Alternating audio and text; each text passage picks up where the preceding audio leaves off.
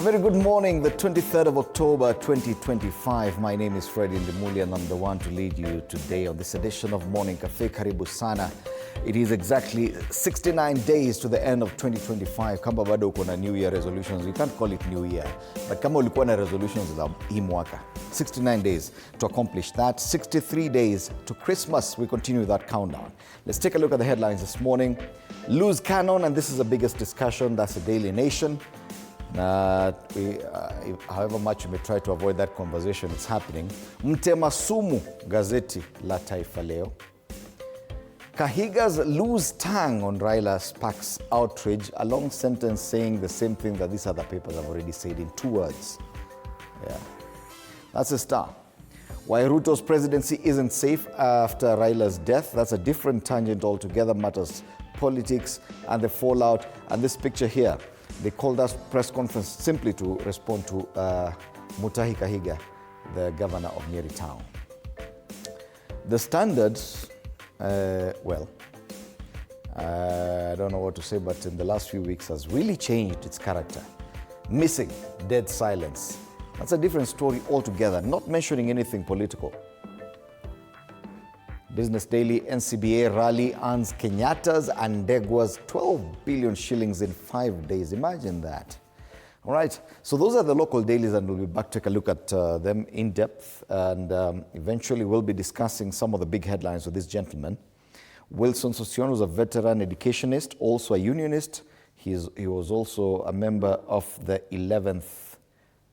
12th Parliament. Dr. Peter Mbai, Secretary Planning and Economic Affairs at the DCP. And Zachariah Baraza, who's a political analyst, coming your way at 6:30 this morning. Do stand by for that conversation. Tuvuke border tuende Uganda. Kampeni zazidi kunoga, and that's a big story there on the front page of the Daily Monitor. Parliament election fever hits the country. The 2-day nomination exercise for parliamentary aspirants kicked off yesterday with the Electoral Commission clearing more than 500 candidates on the first day. Now, stories on the list on pages 2, 3, 4, 5, 6, 31, and 32. Now, if you open the Daily Monitor, you'll find pages and pages of different aspirants who are vying for parliamentary seats in different parts of the country in Uganda. It does not mean that they will be successful. They're just vying. So all the aspirants are there on the Daily Monitor. Meanwhile, there was a very grisly accident along the Gulu Highway, and that features on the front page of this paper. I was thinking that this was going to be the biggest story because it broke yesterday. And a very ugly picture there of a bus that collided with another vehicle. And this picture has people looking at the wreckage of the public service buses involved in a head-on collision in the Kampala-Gulu Highway in Kiriandongo district yesterday. The accident killed 46 people and injured several others. Initial numbers were much higher than this. They had actually talked about over 60 people, but then the police eventually revised the number down. The funny thing is that nilisikia tu walisema ati walikuwa wamehesabu hata wenye walikuwa wamefaint. Yeah. So that's a big story in Uganda, and politics continuing there. That's the Daily Monitor. Let's go to the New Vision. 11 UWA staff arrested over 9 billion shilling fraud, and this is Ugandan money. Suspects are to be arraigned today, and they face up to 14 years in jail. That's a big story there. But they also go back to the same story about the nominees for parliamentary elections, and some of the faces there are on the front page. I don't know how they selected these ones, because they talk about hundreds who have been nominated for parliamentary elections, and they've covered this on pages 6, 7, 12, and 13. I wish in Kenya we could do that as we approach the elections, that we put all the aspirants on the dailies, but they've put some of the faces there, and so you can read the inside pages of the New Vision, just to learn who's aspiring to be your MP where. Other stories, 46 people perish in Gulu Highway accident. That is the same story that we're talking about, and Museveni rallies Gulu for NRM. Now, and that's a coincidence. When President Yoweri Museveni was campaigning in Gulu, it's the same day that 2 buses collided, ending up killing 46 people. That is as far as news from Uganda is concerned. Let's go to Tanzania. Gazeti la Mwananchi limelipa kipaumbele habari hii. Koti yakataa video ya Lissu, yakubaliana na pingamizi kuwa shahidi aliyetakiwa kuwasilisha hana vigezo. Heche akamatwa, asafirishwa kwenda Tarime. Unakumbuka Heche ni nani? Heche ni yule jamaa ambaye pia ni afisa wa Chadema ambaye alikuwa anasema anaenda kwa mazishi ya Raila Odinga hapa Kenya. Akashikwa pale boda pale Isebania, boda ya Kenya na Tanzania. Kuna watu walienda wakamwachilia. Sasa amekamatwa na amesafirishwa kwenda Tarime. Tarime haiko mbali sana na Kenya, kutoka pale Isebania ni hapo tu. Tundu Lissu anasema nini? Ananukuliwa kwenye ukurasa wa mbele, anasema hii ripoti waheshimiwa majaji, kwa sababu ya ripoti ya vitu vilivyokataliwa na mahakama haiwezi kusimama vyenyewe. Kusimama kwake kunategemeana na kile ilichochunguza. Ni habari mbili tofauti, moja ya ushahidi wa Tundu Lissu kotini na nyingine ya Heche ambaye alikamatwa akisafirishwa kule Tarime akitoka Kenya. Habari nyingine kwenye ukurasa wa mbele wa Mwananchi, watetezi wa haki waipa CCM jukumu. Masuala ya kampeni kule Tanzania. Kumbuka ni siku ngapi zimesalia sasa? Nafikiri ni siku 4 peke yake zimesalia kabla ya uchaguzi mkuu kule Tanzania. Samia ambaye pia anapiga kampeni ya urais anasema tutaboresha makazi, na yeye anaendelea na kampeni zake, na ni yeye peke yake ambaye ni mgombea kiti cha urais ambaye anapata kujipata kwenye ukurasa wa mbele wa magazeti ya Tanzania. Gazeti la Mwananchi. The Citizen Matters Business and Economics Dialogue Security dominate as CCM rights bodies meet. So they make mention and reference to the elections, definitely, because it's only 4 days to election day in Tanzania. So with just a week remaining before Tanzanians head to the polls, rights organizations in that country have urged the ruling CCM to take urgent steps to ensure security, safeguard democracy, protect media freedom, and promote national dialogue ahead of the 2025 general election, which is in about 5 days' time. Elsewhere, Tanzania finally attains sugar self-sufficiency. And now this is the kind of headline that you would be hoping you would see on a headline on a newspaper in Kenya, that we've attained maize sufficiency or wheat or even rice sufficiency. But you'll never see it in a Kenyan newspaper. Elsewhere, new expressway that will further open up the region and ready for investment. That story on page 2 of The Citizen. Now, these are the local dailies. In Uganda, matters to do with campaigns, but not focusing on that. There's that accident in Gulu that killed 46 people. In Tanzania, meanwhile, they're counting down to election day. So those are the things that they're focusing on. And we'll be back to take a look at what Kenyans are focusing on, because we always focus on politics either way. But before that, let's take a look at the weather situation. And we start off in, where is this? This is Kisumu. In Kisumu, they do expect some rainfall this morning. It's actually raining as we speak. Yes, rainfall this morning. 3.6 millimeters of rainfall, and that is happening during the morning hours. After this, starting at 9, sunny intervals into the evening. Highs of 27 degrees in Kisumu, which is fairly comfortable weather, and this will portend even for the weekend. A lot more rainfall expected as we get into the weekend. Right now, they're just talking about light rain. That is in Kisumu. Let's go to the coast in Mombasa. 25 degrees in Mombasa currently. It will get as hot as 29 degrees later on, and this is what is expected throughout the weekend, today being a Thursday. Very little rainfall expected in Mombasa today or even over the weekend. Areas around Mount Kenya, today we focus on Embu, 17 degrees. Promises to be a cloudy day, highs of 26 degrees. This will continue into the weekend. A lot of rainfall expected at the weekend. Today, however, just a bit at 2.5 millimeters in Embu. Kitale, where I'm aware that people are currently harvesting maize, so they do expect rainfall at around 1 p.m. Kama mahindi yako bado iko shambani, chunga sana. It is 16 degrees currently. mostly cloudy. A lot of rainfall expected once you get to 10 a.m. and getting into the afternoon. So probably this is where we expect a lot of rainfall. Yes, 9.6 millimeters of rain, and this will continue Friday, Saturday, and Sunday, and even into next week. Kama hujavuna mahindi yako, pole sana kama uko Kitale. Vuna, weka kwa magorogoro. In Machakos, Machakos has just disappeared. Let's take a look at the northern part of the country. In Mandera, it's very hot, 26 degrees, which is even warmer than what Kisumu will feel today. But it promises to get as high as 36 degrees in Mandera today. 36 is actually very punitive. But if you think that's the worst, wait for the weekend. It will get as high as 38 degrees. 38 degrees, actually, you can actually collapse if you do not take care of yourself, if you do not remain hydrated. 38 degrees over the weekend.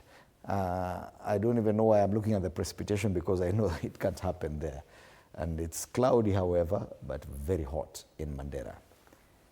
Kisumu, 19 degrees currently, also light rain expected there, highs of 27 degrees, a lot of rainfall. And someone was asking me yesterday, mbona hii mvua tunaambiwa Oktoba haijakuja? Well, it's coming. Definitely coming, and you can see over the weekend in Kisumu, Saturday, Sunday, there will be a lot of rainfall, and into next week. But for today, light rain is expected at 3.6 millimeters, which is quite high even for Kisumu. And finally, in Nairobi, 16 degrees, also a cloudy day, but highs of 25 degrees, which is comfortable weather, and this will continue dropping further over the weekend. Tomorrow 23, Saturday 22, and Sunday getting back up at 24 degrees. But yes, do expect some cooling off over this weekend. That's the weather across the country. A bit of rainfall expected in some parts. As at exactly 12 minutes past the hour, let's take a look at the traffic in Nairobi. And I know some people called Thursday the Junior Friday.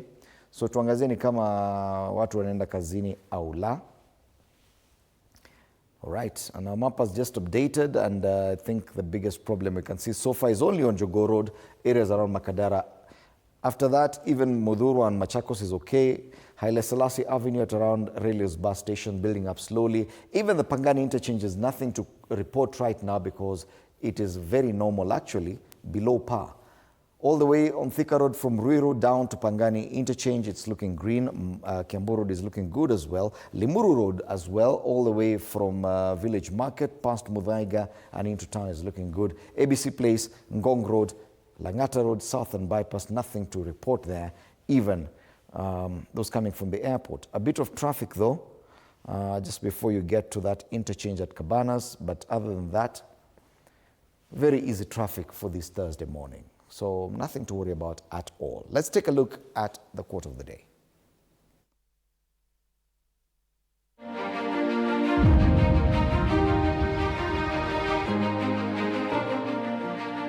You can be everything. You can be the infinite amount of things that people are.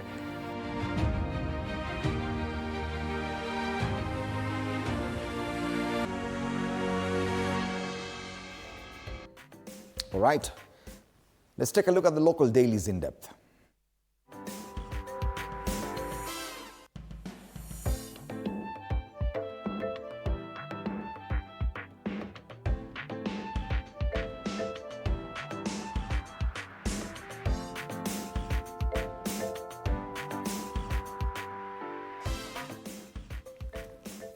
Yes, and if at all you visit the streets of social media, you definitely know the biggest conversation. It's the same story there on front page of the Daily Nation. Lose Canon.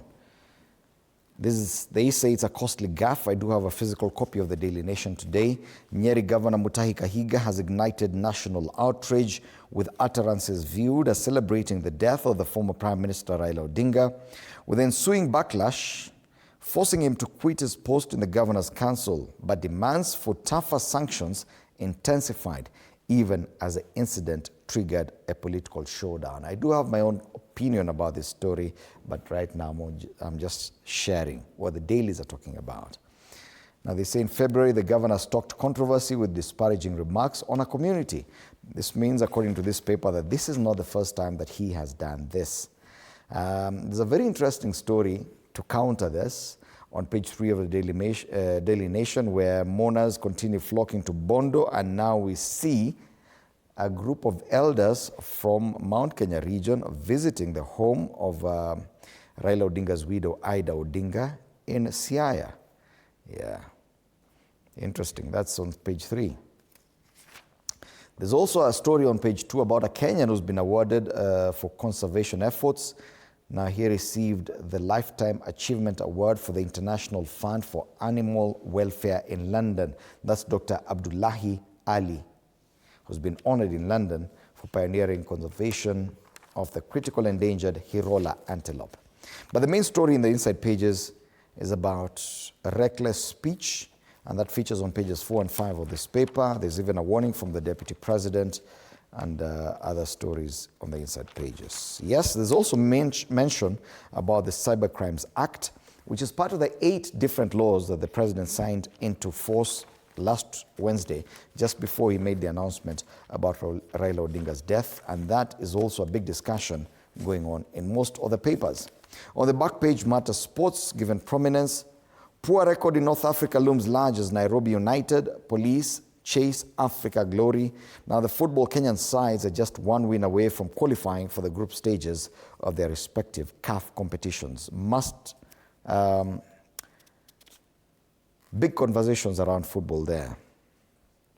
Meanwhile, Arteta, allow me, Arteta has praised centre forward Gyökeres as Arsenal striker ends goal drought. Walichapa timu inaitwa Atletico Madrid mabao 4-0. That's the Daily Nation. The same story is there on the front page of Taifa Leo. Mtema Sumu, sura ya gavana wa Nyeri, pia pale kwenye ukurasa wa mbele wa gazeti hili wanasema ana kinywa cha kuchiriza sumu.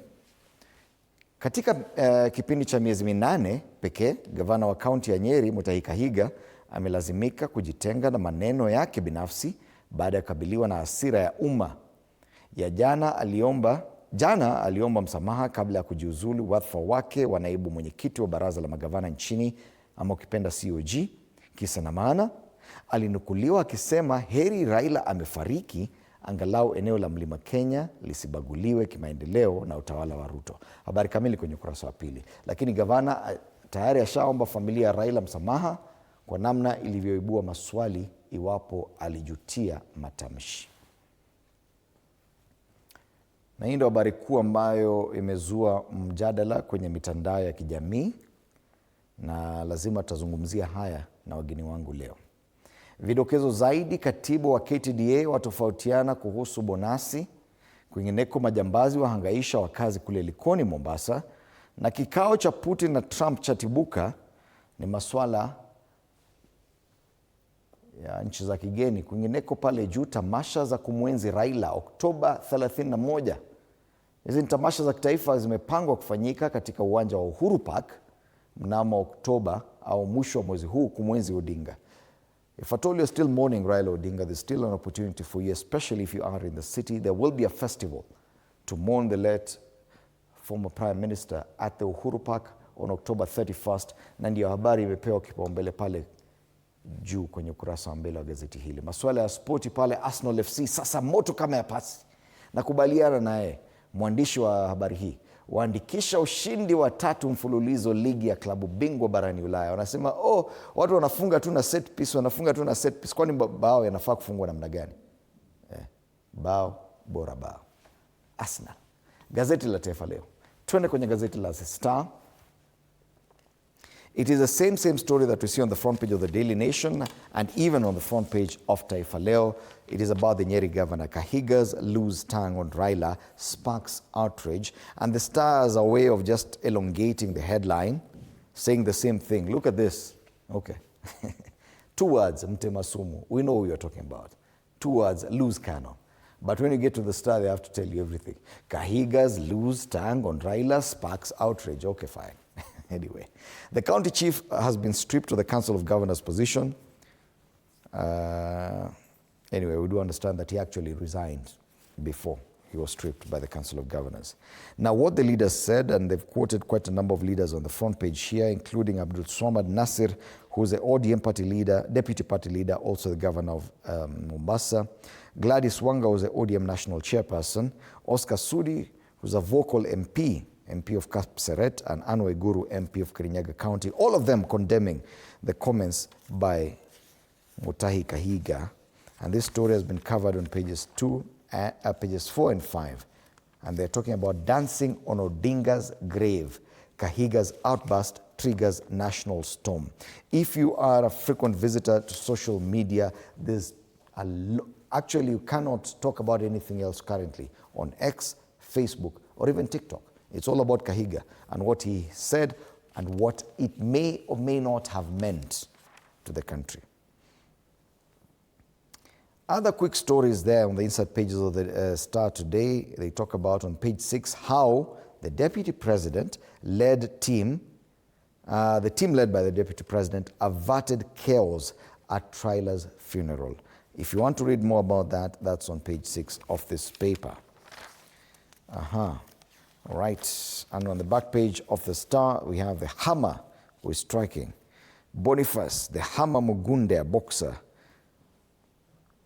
has delivered a first-round knockout at Africa's on 3 show. That's the Star. Fresh, independent, different. Today you have to pay to buy it, and it's only 60 shillings. Other stories on the front page of the Star. Puzzle deepens as UG, that's Uganda military, denies holding Jagi and Oyo. These are the 2 Kenyan activists who are still missing, and they are said to have been abducted in Uganda, and their whereabouts are still unknown. This is a big story on another paper here in Kenya, and we'll get to that shortly. Bridge health research gaps to impact lives, urge experts, is another story that you can read more on page 2. And Pale Juu, how Kindiki Oburu-led committee averted chaos at Raila funeral. We've mentioned that already. That's a Star. Take a look at the People Daily.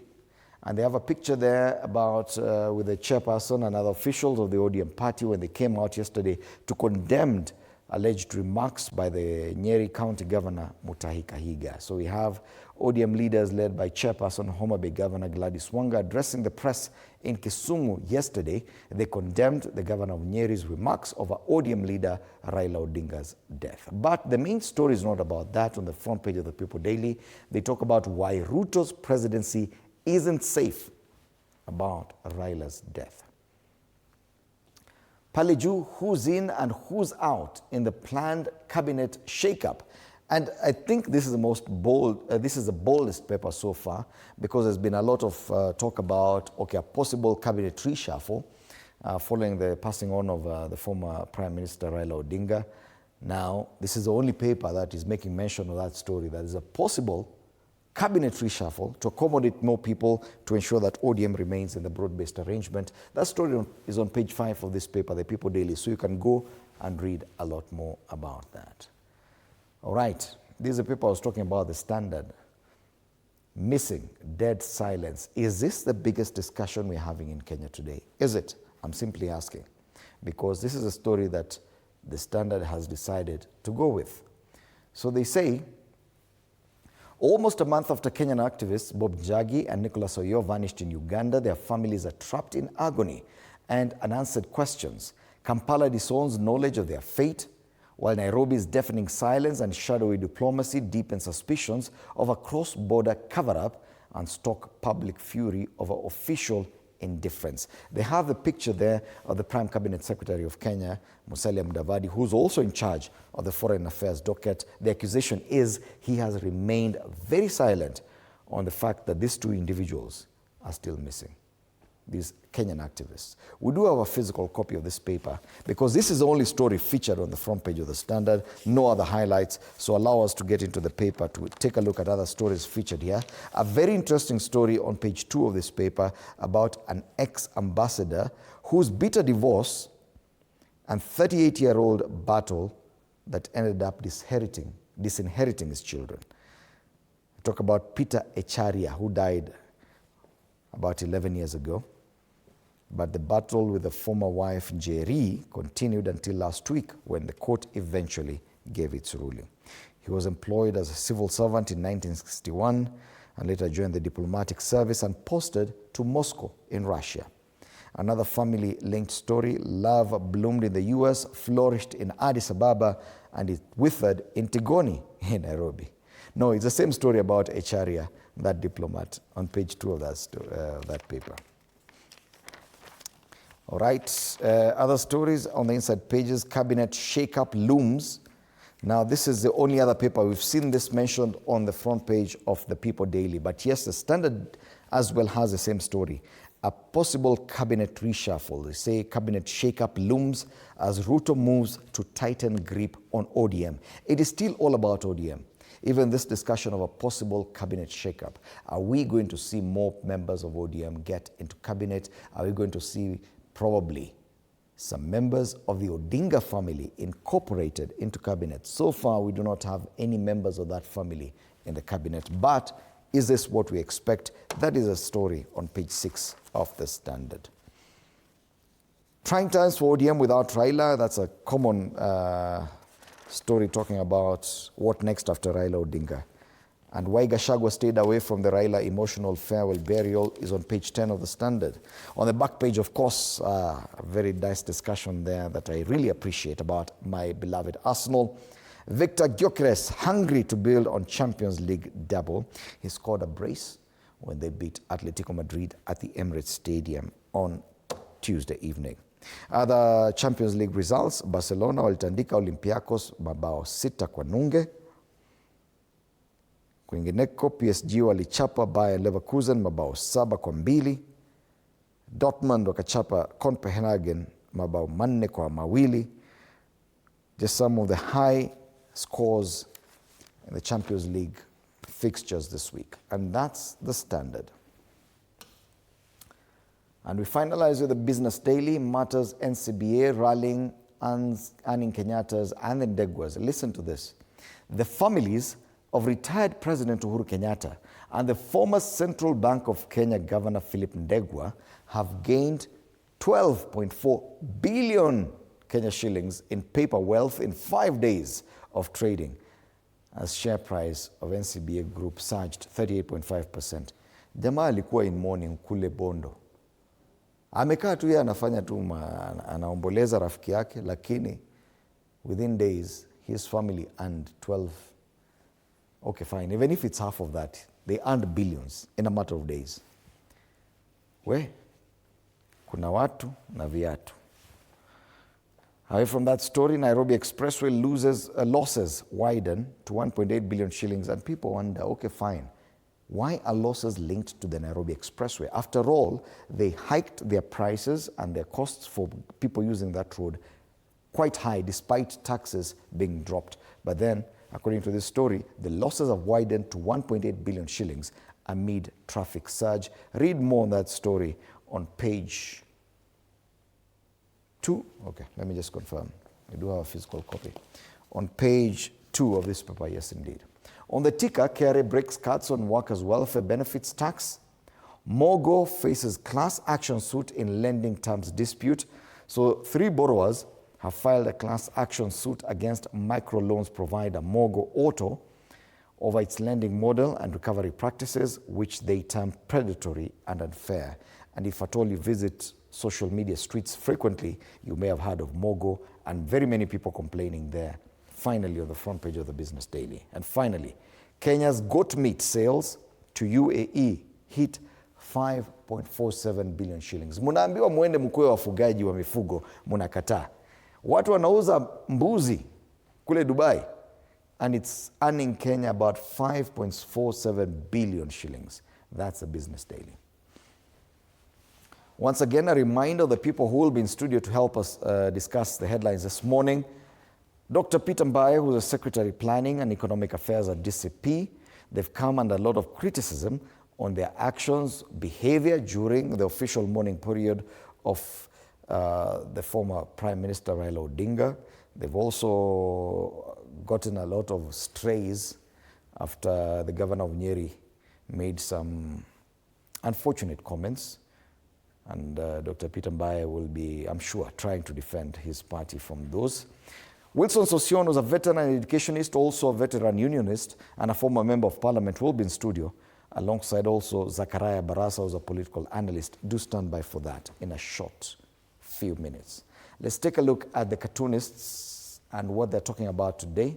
Karakacha wanazungumzia mambo gani? And we start off with a cartoon on the People Daily. Okay, ODM is still a big theme this week, and yes, it features on this cartoon. So we do have ODM here as a bridge between two cliffs. And who's trying to cross from one side to the other? A caricature of the president going towards his second term.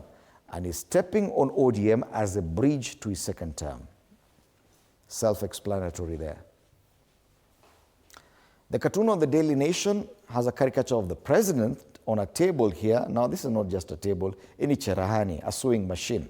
And he's working on a piece of material branded the controversial bills. I think these are the 8 bills that he signed into law.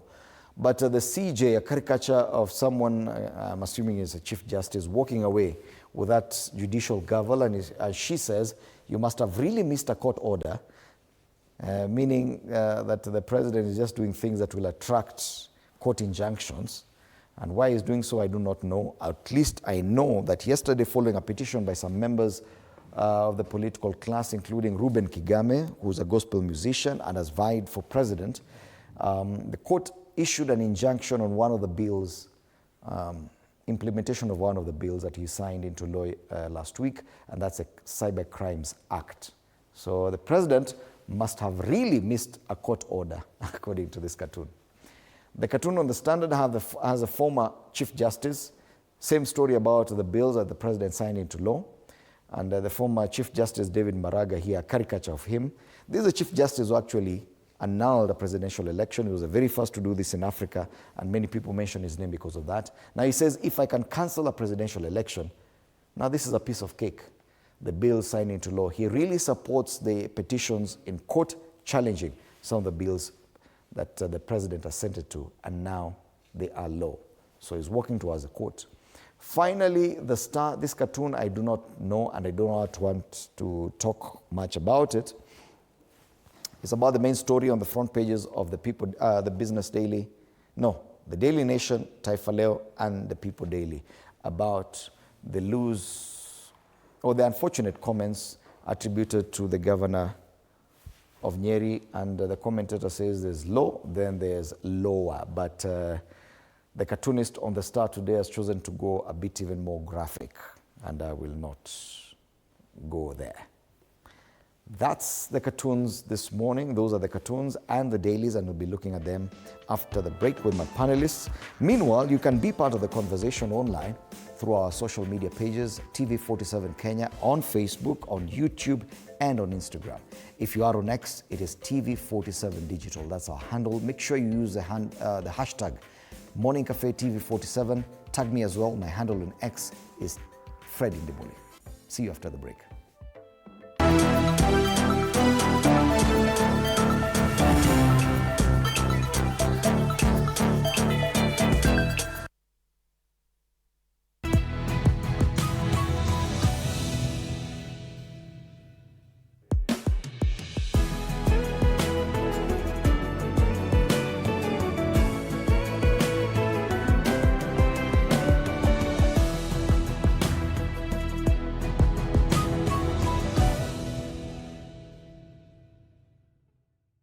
No more excuses. It's time to rise, grind, and own your mornings. Join Coach Shadrach Omer every Monday to Friday from 5:30 to 6 a.m. only on TV47. Full body workouts, zero equipment, maximum results. Start strong, stay strong. TV47 Fitness with Coach Shadrach only on TV47.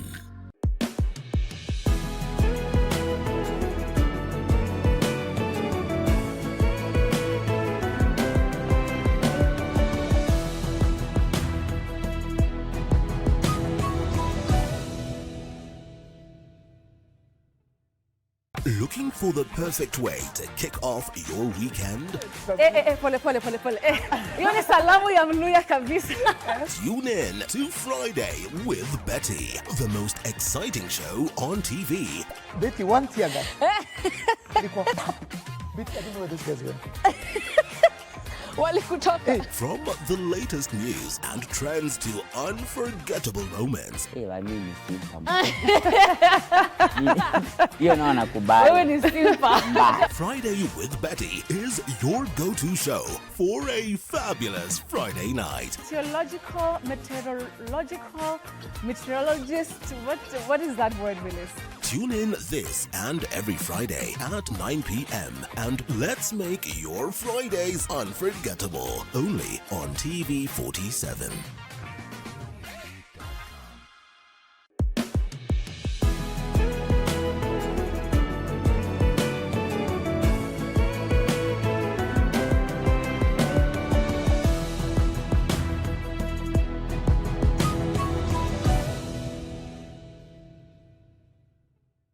Enjoy uninterrupted live streaming of your favorite programs on TV 47 and Radio 47 on the go with our new mobile-friendly website. Experience the future of broadcasting. Visit www.tv47.digital or scan this QR code and stream your way to endless news and entertainment. Welcome to the home of untold stories.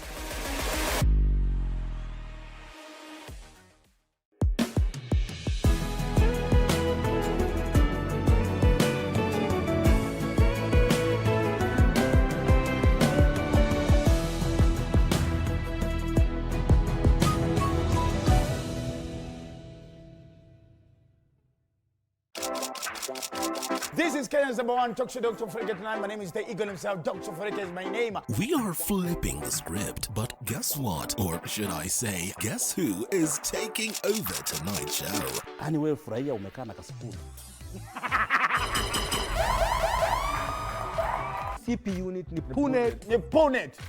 So you guys knew about Piga. Sawa basi. Nasema, that gave it the whole time. I don't want to go back to brokenness. Never. I just love the high life. Siwezi taka kuimagine ati nimesota. You'll have to watch to find out. Tune in every Wednesday from 7:30 p.m.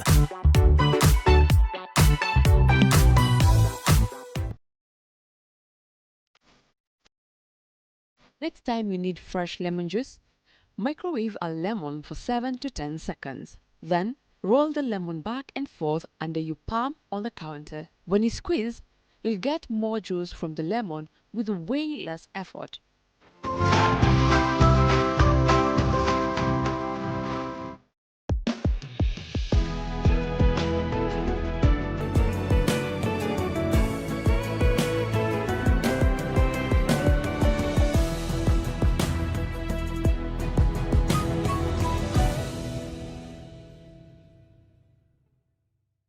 Start your day with Relationship Wednesday.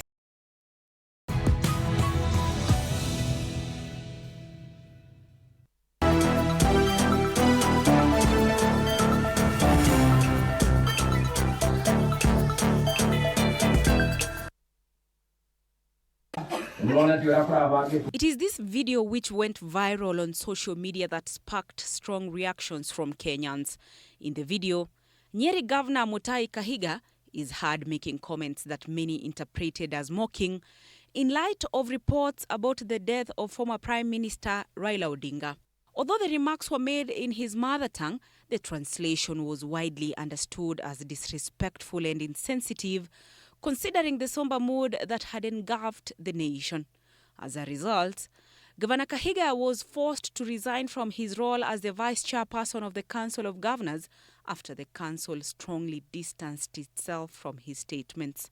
Let me also make it clear that the remarks I made are my personal views and therefore should in no way be associated with the community's position or any political affiliation, nor the Council of Governors.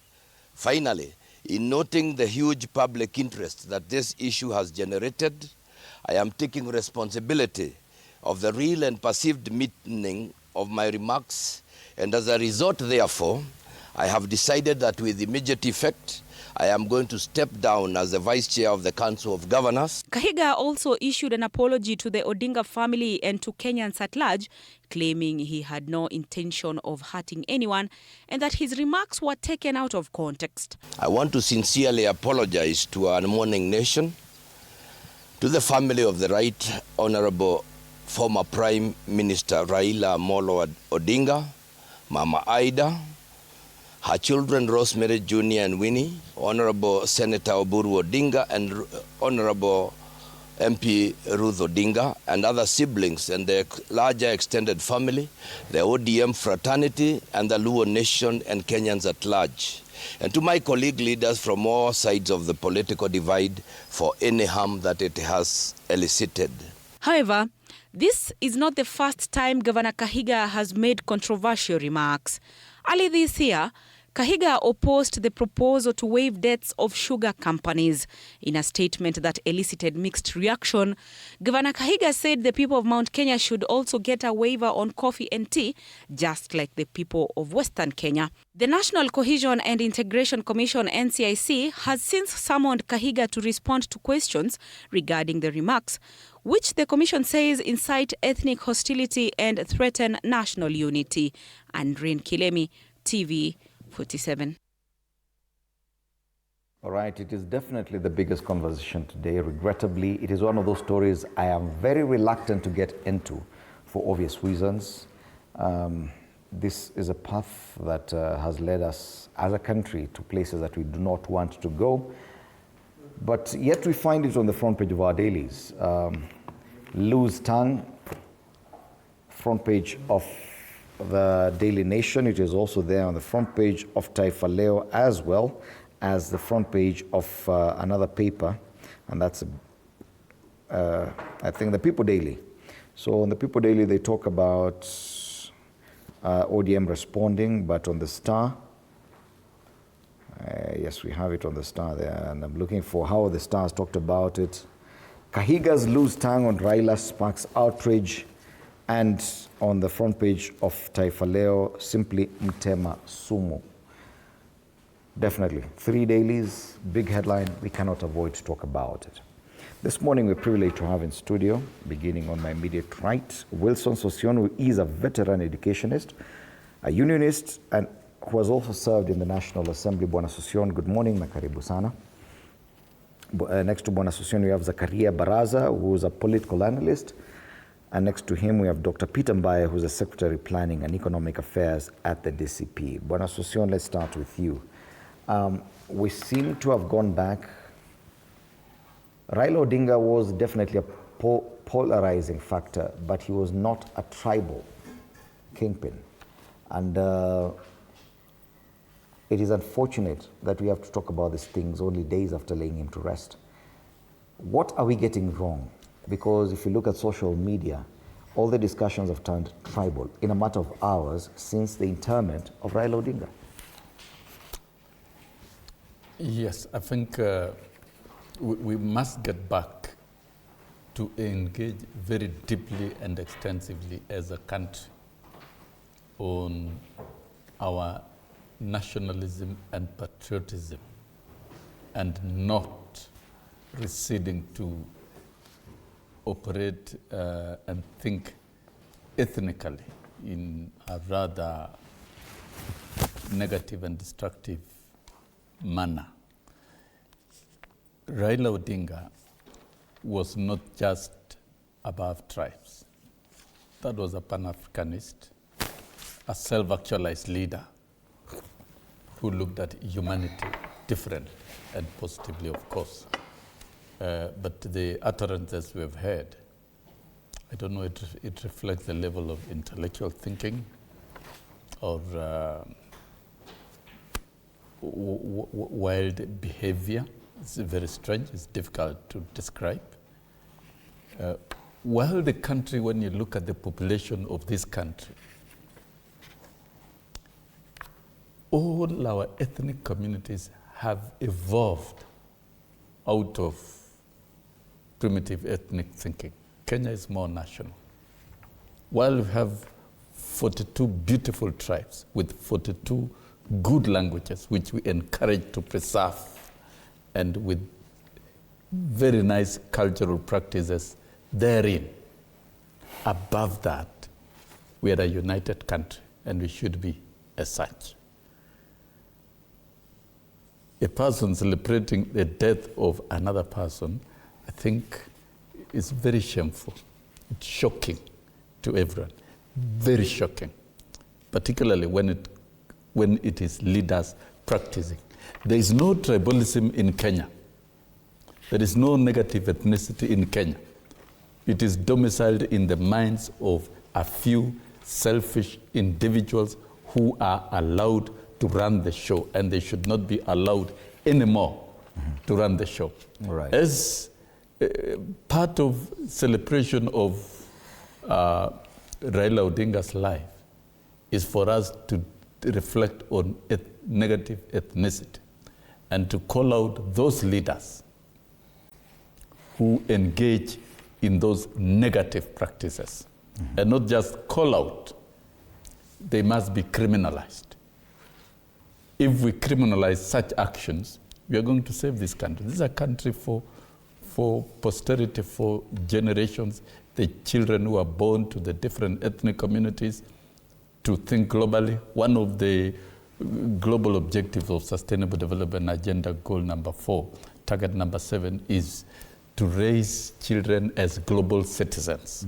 That you exist locally, but you think globally, and you act globally. That is the current global objective. The world has become a global village.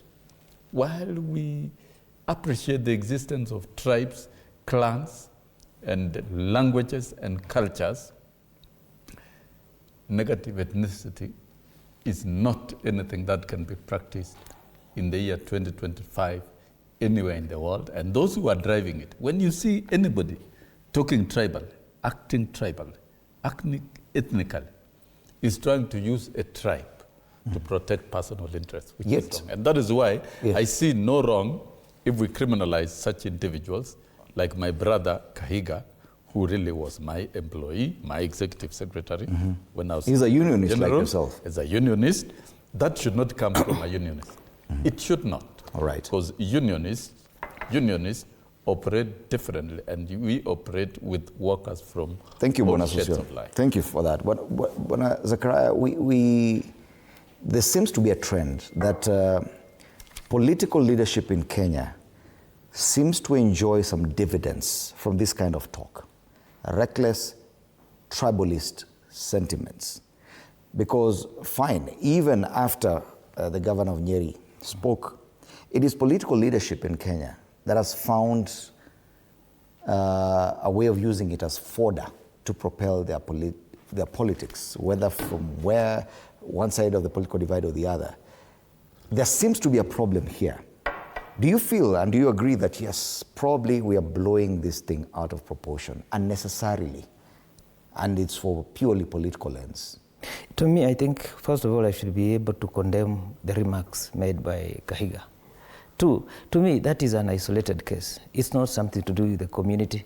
But we see politicians thrive in such a situation. Like you see now, they want to take advantage and start bringing in some other communities. But this thing is not about the community, because I've seen so many remarks about this. This is not the first time Kahiga had made similar remarks. Even some other politicians from some other areas have also made such similar remarks. But the biggest beneficiary are politicians. The reason being, the death of Raila had unified this nation. We were all talking one language. We were all mourning. But a remark by Kahiga, where someone wants to use it to sow division among Kenyans. But to me, I think that's an isolated case. We should not give much attention. The more we give much attention, the more we divide Kenyans. Two, we should not condemn certain tribe. Because I come from some area, I made some remarks. Now they're saying, there's no way a tribe can be condemned and heard. There's no way they say because since I'm a Luya, if I make certain remarks, they now say Luyas are bad. No, there's no way Luyas have sat and said, look, these are the remarks we're going to make. This is a remark that was made by an individual. And it's normally in our community. We cannot be the same. We have similar remarks being made by individuals from different tribes. but we don't, usually like now politicians want to use it to condemn a certain tribe. They want to use it to achieve certain political interests. To me, this is a very, very simple thing which was made by an individual who did it. He even didn't know that someone is recording him. I think if he had known, he would have not made such a remarks. And behind the curtains, several individuals make certain remarks, but they are not on camera. So my point is this: we should not condemn a certain tribe. Let's just condemn Kahiga. But the biggest problem is politicians. They're the ones who are inciting young people to to incite other people against a certain tribe. So what I would say is that let's not focus so much on what Kahiga said. Let's focus on how are you going to bring this country together? How are you going to unite this country? So I would urge those politicians who are inciting people to post, I think, to stop it and see how do we bring these tribes together. Another biggest question that I want to ask my brothers, especially those ones who are in position, is this. Kenya is bigger than any other person. If today we don't stop these things, if today we don't condemn these things, we are going to have a problem. So I would also ask my brothers, especially from areas where certain individual has made certain remarks, to reassure the country that, look, these remarks were not made by us. It was made by an individual, but as we are working to make sure that this country stands united. Thank you. All right, and I think what you just said, I think we've witnessed that even the United Opposition have come out in condemnation of these remarks. Dr. Peter Mbai, do you feel that probably we are overplaying this issue? That there are some people who are interested in ensuring that this kind of narrative, this kind of exchange, even at the national level, that this kind of division, this kind of push and pull is what features on the headlines, matters tribes? First of all, Fred, as students of peace and conflicts studies, we never mention tribes. We talk about communities. We talk about this nation, that nation, people that come together to form a state. We don't talk about tribes because it's very retrogressive. Two things come to mind. One, in a country like Kenya, there is some level of leadership that some certain kind of people should never ascend to. If you are myopic, narrow, if your thinking is so narrow, there is some level of leadership you should not ascend to.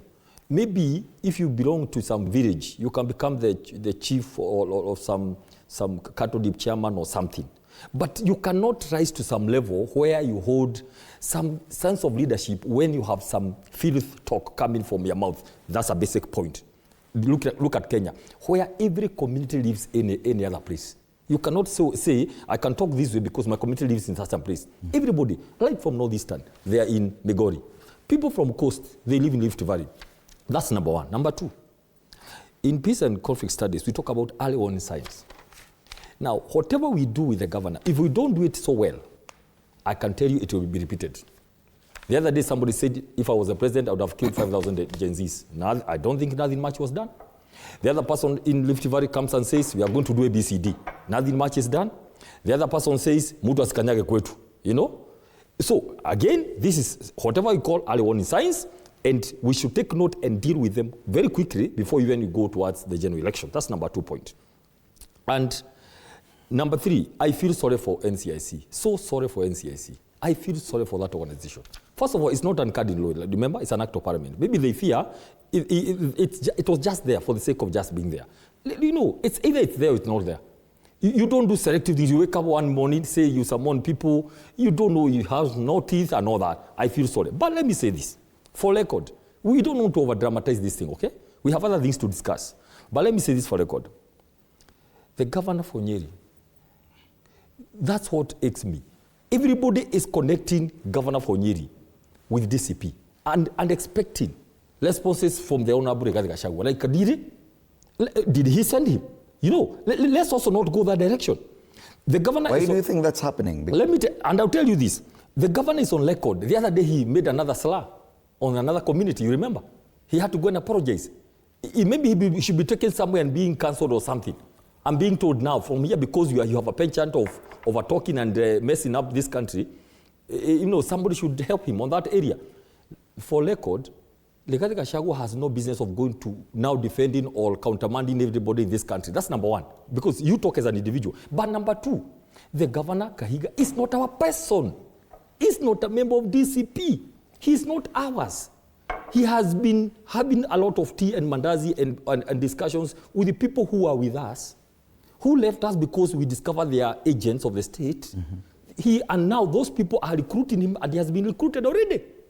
He is part of the system.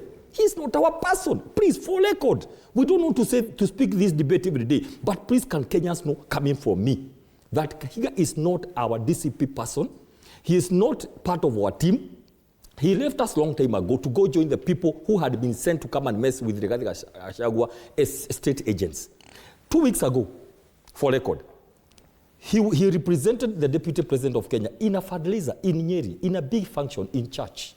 He was given money to go and give on behalf of the deputy president. So I want to state categorically, please, if somebody has any doubt about where his political formation lies, go look it elsewhere. And I want to add, whatever the governor said, it was not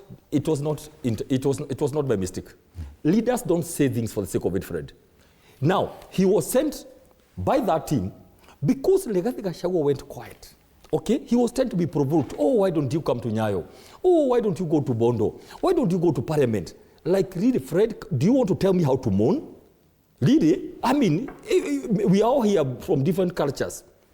People mourn privately. And by the way, the issue of mourning is very personal, right? It depends on many issues, many things. So, Rigathi Gachagua decides to mourn privately, right? Then, every day, Kenyans are provoking him.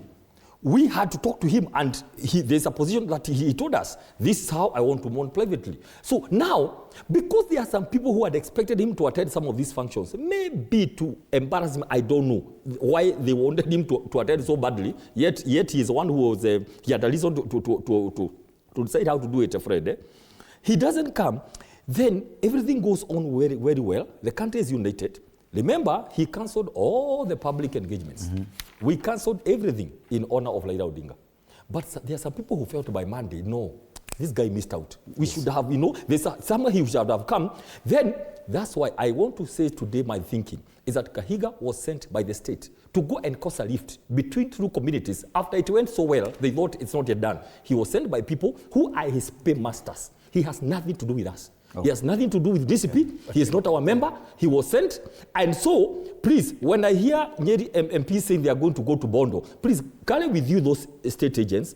Go and apologize for going to start a war against another community. That is what they should go and do. I hear they are going there on Saturday. They should go and own up. By the way, don't allow Kahiga to fry around.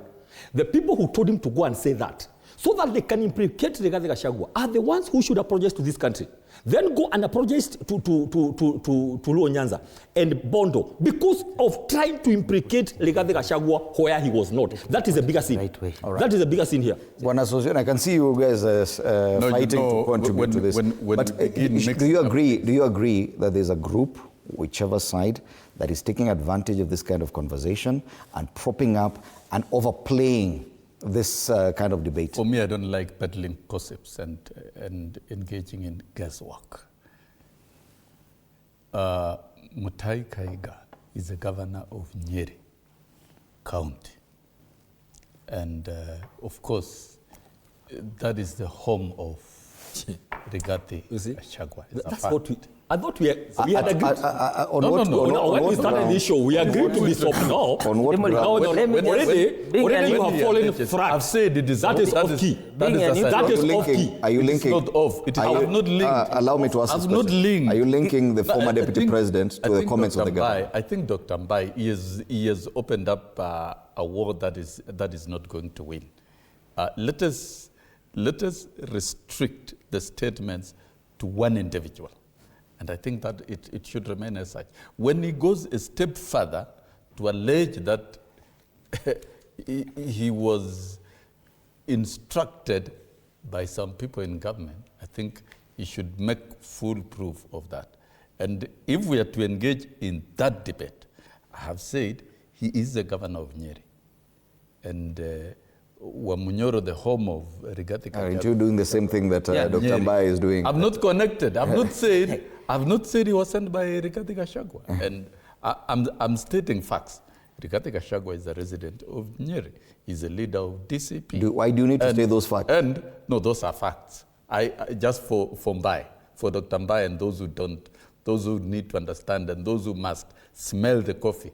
If at this stage it's necessary to smell the coffee and you don't open a war, that you cannot win. Mutahi Kahiga is an avowed member of DCP. That's a fact. Is a what? He is a UDA governor. He's a He is a UDA governor. I just said on record he's not. Why are you finding it necessary, Bonasusion, to link? I've not gone that. I've to not link linked. That is a question. Can you the two leaders. take my words straight? Take my words very clearly. I have spoken about Mutahi Kahiga as a person and condemned his own statements, period. Dr. Mbai is trying to insinuate that there are people who send Mutahi Kahiga from government to make the statements he was making, which I think is wrong. And you must prove if you have to make such. I think as a country, we must prove the statements we make. Okay. I have only stated a geographical fact. And it is a very emotive issue here. And gentlemen, I actually told you before we started the debate. Yes. But let Mutahi Kahiga carry his own cross without putting the people of Nyeri and of Mount Kenya and any other person to his own problem. Out of necessity, carry your own cross. Out of necessity, even Bonabarasa, out of necessity, allow us to take a short break. We'll be back to continue with this conversation. You're watching Morning Cafe.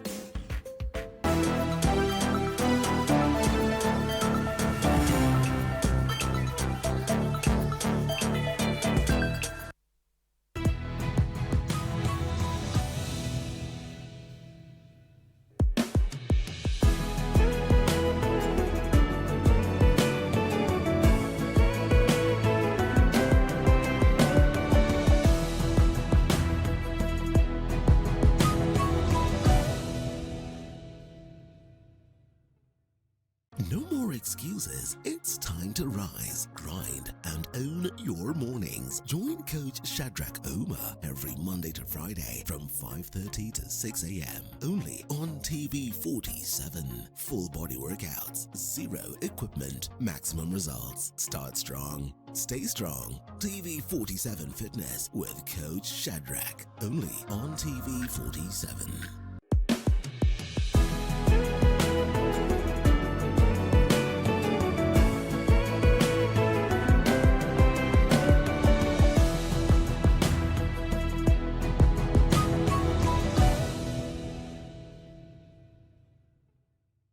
Looking for the perfect way to kick off your weekend? Pole.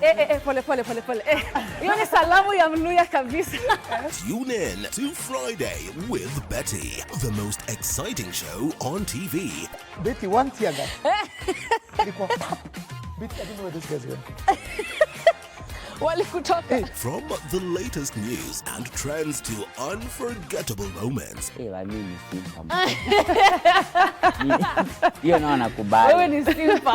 Friday with Betty is your go-to show for a fabulous Friday night. Theological, meteorologist, what is that word, Willis? Tune in this and every Friday at 9 p.m. and let's make your Fridays unforgettable. Only on TV 47.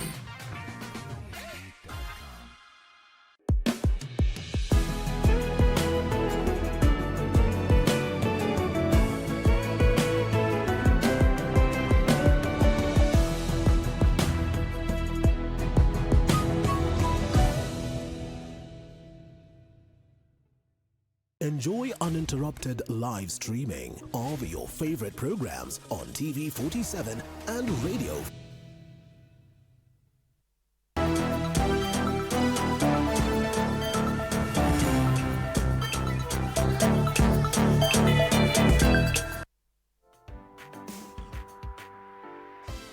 All right, welcome back. You're watching Morning Cafe with me, Fred Indemuli. And this is one of those very unfortunate days that I have to discuss something that I'm very uncomfortable with, matters to do with tribalism. but yet we are forced to talk about it because it's on the front page of the dailies, and that's what we do here. State of the nation, the discussions that are big. The governor of Nyeri said some things, people are not comfortable about it, but I don't know, Bwana Zachariah, do you feel that the political class overplaying this thing, using it as political fodder and using it as a ping pong that could end up injuring this country in ways that probably we understand and we do not want to go that direction? Yeah, that's true. The problem are politicians. Like now, as we are seated here, my friend Bai is trying to link the government to what Nani said. And then on my right, Sosion is trying to link DCP or Gachagua to what Kahiga said. What I'm trying to say is this. Let's not bring in other parties who are not there. No, let's condemn Kahiga as an individual. This is an isolated case. There was no meeting where DCP or where the state said, look, go and do ABC. So let's condemn Kahiga as an individual. But if we try to bring in the other parties, we are going to lose the direction. And we're going to put this country into a very, very bad situation. The reason being, all these politicians have supporters. So let's not bring what Nani trying to say that, look, it's the state that sent this man to do, oh, it's Gachagua because he's a... You see, we have so many UDA people who have been making unfortunate statements, and we don't condemn the entire party. We condemn an individual. This is an individual responsibility. That's why this man has resigned from being the vice chair for the whatever. Two, the biggest problem we have is NCIC. It's a toothless bulldog. I think it was only created to create employment for certain people, because what has it done? Why does it wait until everyone is condemned, then it says, look, come and write? You see, we have had so many cases where people have made similar statements, worse statements, but what has NCIC done? Nothing, absolutely. But today, if someone makes an unfortunate statement and an action is taken against that person, you don't see this repeating the same. Because I do this here, I apologize, we stop it. Because this is not the first time Kahiga is doing this. He has the history. Maybe he needs help. And that's what we are saying. Let's not condemn DCP. Let's not condemn the state. Let's condemn Kahiga as an individual. Then from there we'll be able to move forward and we'll stop them from making such unfortunate statements. Thank you very much, Bwana Baraza, for putting it very aptly. Bwana Bai, you must agree, and I want some sense of sobriety from your direction as well, that it would appear that even the discussions online have taken a very tribal outlook. It's 21 months to the next election. If we continue this way, it's going to be very unfortunate for this country. As a voice and an official from the DCP, what would you advise this nation in as far as the discussions, political or otherwise, going forward?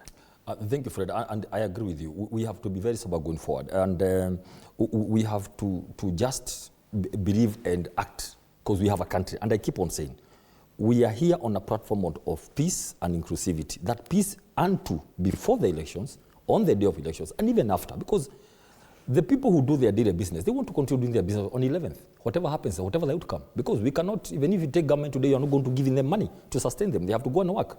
And also inclusivity. Let's know everybody belongs to this country. So I want to say this on record. Please, Fred, it's so hurting and it's not fair, and we have to call out everyone.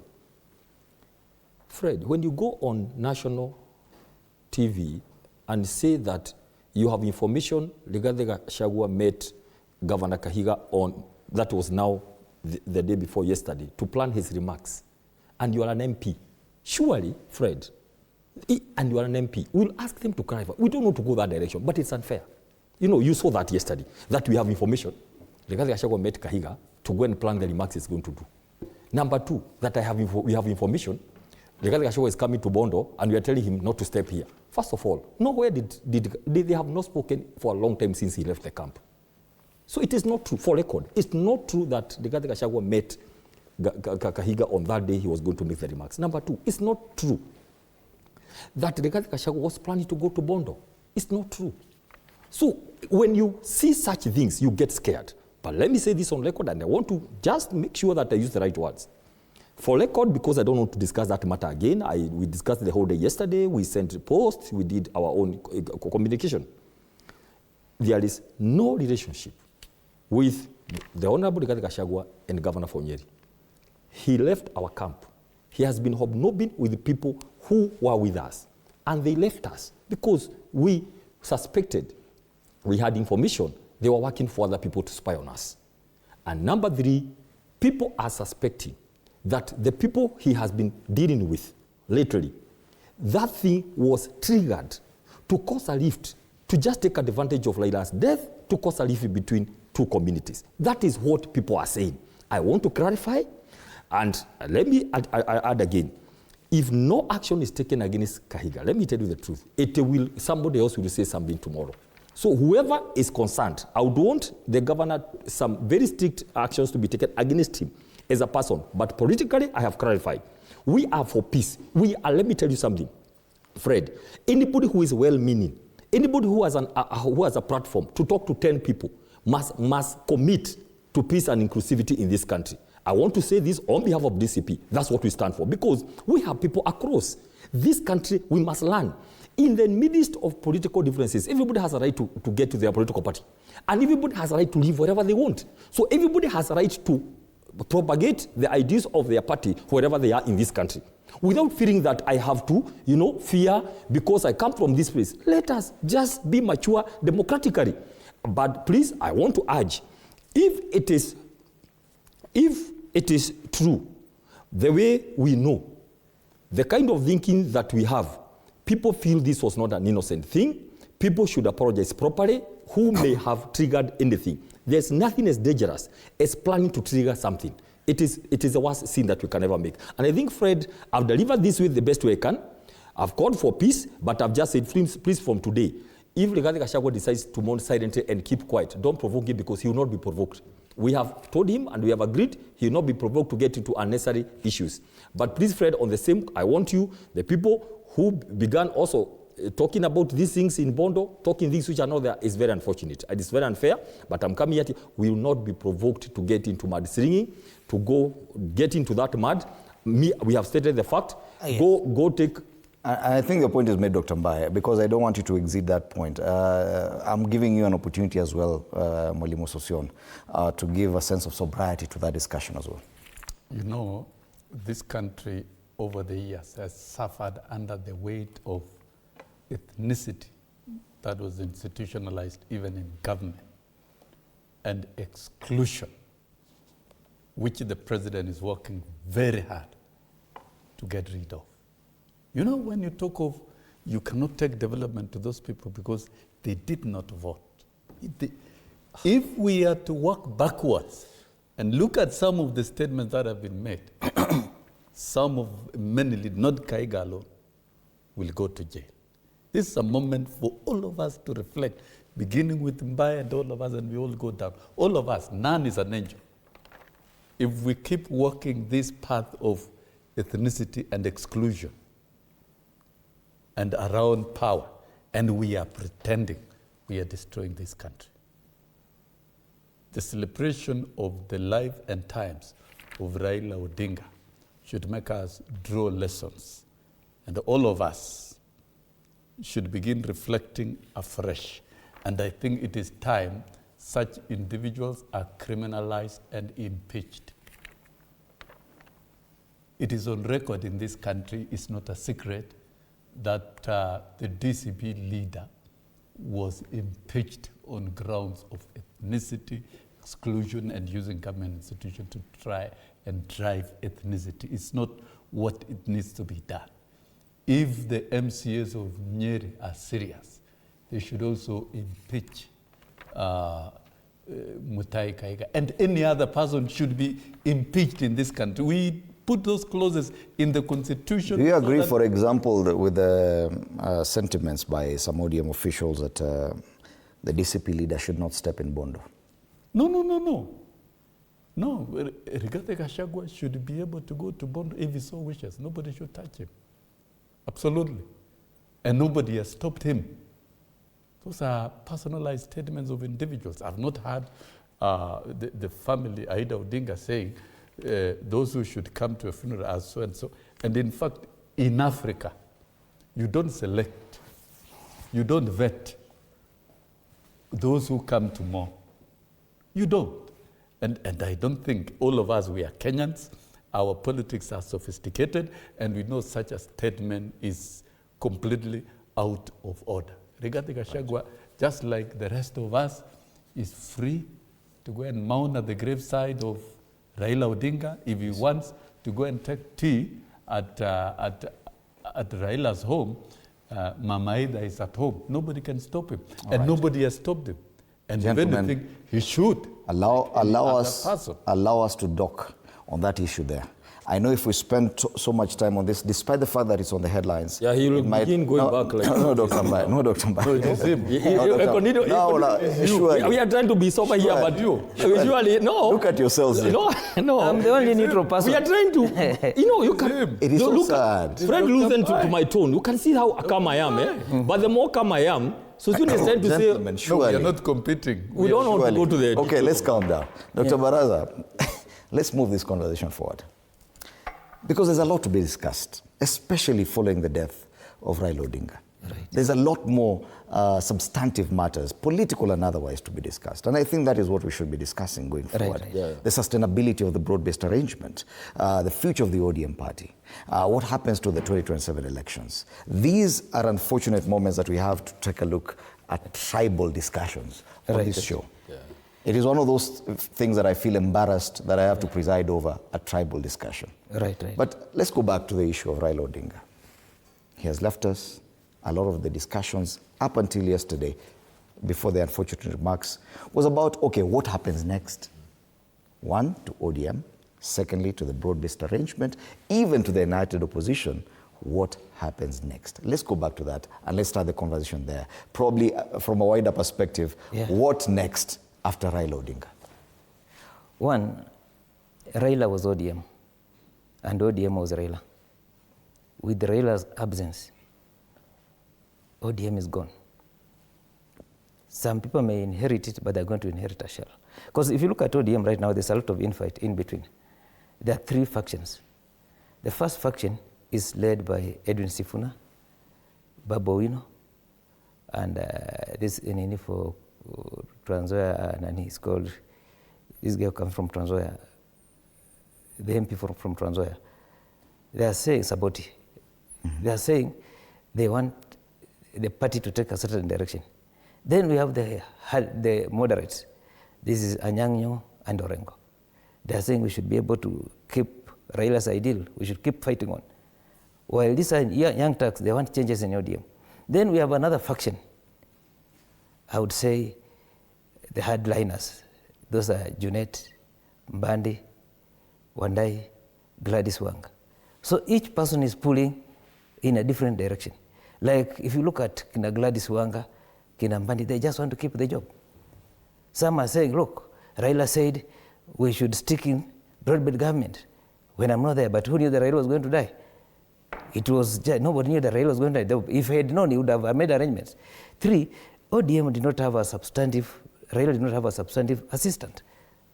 So that in case he's not there, who was to take charge? But there are those who argue that, Baraza, that this level of democracy within a party could actually be positive, that parties are not supposed to be purely linked to one individual.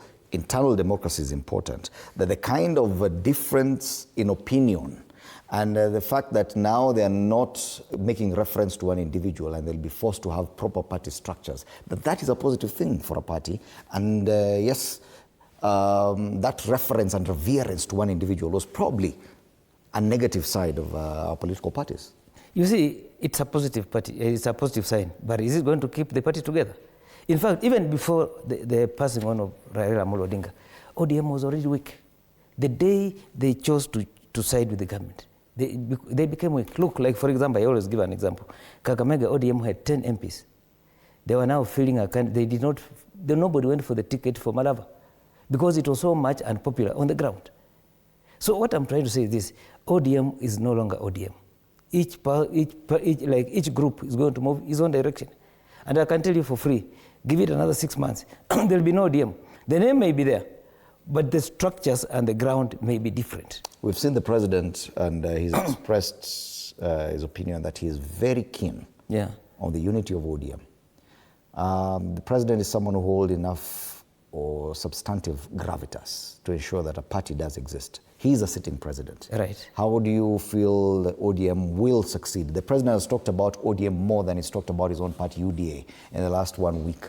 Why do you feel the party will die when the president is so keen on ensuring its survival? In fact, the more he talks about joining ODA, ODM, the more people move away from him. Look, he has UDA. If he's unable to put UDA together, look at MPs from Central. If you are unable to put your house together, how are you going to put your neighbor's house together? It can't work.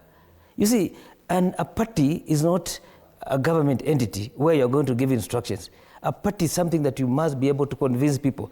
Because if you look at the ideal of Raila Amolo Odinga and the ideal of William Ruto, they're different. Look, like now, Raila fought for the freedom of the press. He has already signed the bills that people have gone to court to challenge the day Raila passed on. So how do you expect him to? It's not possible. The ideal of Raila Amolo Odinga and the ideal of Dr. William Ruto, they are two different worlds apart. But you see, William Ruto knows that he's not going to stand on UDA. The reason being, UDA gave people a lot of hope, but the hope was dashed. So he believes that, look, if he can be able to get into ODM, he dresses himself differently, people may be able to vote for him. He's believing that, look, since he has lost the central vote, he has lost the western vote, then he may be able to get the Nyanza vote. The reason I'm saying he has lost the western vote, when he was campaigning, he gave us a lot of hope. He said, look, 30% of the state appointments are going to be taken to Western Kenya. He said, look, we are going to do 1,000-kilometer roads. But look, when we came to appointment, like you remember when they were doing appointment for KRA, you discover that 45% were from Mount Kenya. Another 45% were from Rift Valley. Us from Western, we never got anything. He promised Mama Mboga that he's going to do ABC. Nothing. Look at the cabinet, look at the state corporation appointments.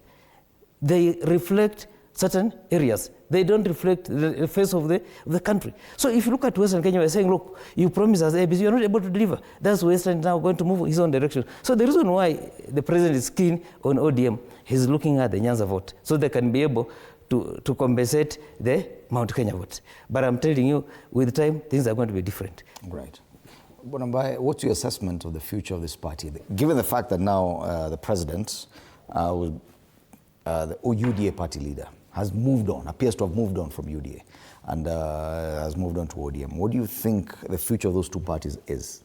I think, Fred, even you, I mean, saying that the president has moved on from UDA to ODM, maybe he has not yet moved. He's thinking of moving. And of course, he said he's going to make sure ODM does not split and doesn't go to opposition. And he seems to suggest that he's going to follow ODM either to form government or to be part of government. So two things come to mind. One, anything is possible in this country, and the way I know the president, he can as well move into ODM and be the flag bearer. That is possible. Number two, the ODM will have many challenges because of lack of an automatic. I hope Raila Odinga had written some notes on how he'd wanted ODM to proceed after his, because remember, even chairmanship, even deputy party leader, he put 3. Meaning he didn't have an automatic, heir. Now, question, ODM has a choice to go pick among the members, the high-ranking members from the deputy party leader, pick someone to be the party leader, but they have chosen to go the family way by putting Dr. Oburu Oginga as a de facto party leader. Now the issue now of either Odinga comes in, the Winnie family and all that. That is likely to go that direction. If it goes that direction, it will have its own challenges by people who believe ODM should not be a party affair, a family affair rather. Other than it should be left to have its own structures. So what do I see? I don't wish bad for ODM myself. It has been there for 20 years. Maybe they have some magic that they are going to cause and the party continues. But whatever happens to ODM, unfortunately, its involvement with the current government in the broad-based had already punctured it. Okay? Whether or not Raila was there or not, it was already punctured. It was having a slow puncture towards 2027 already. That's why you see ODM has been left from the big Azimio of the 6 million. What Ruto thought he was getting into alliance with is the 6 million votes.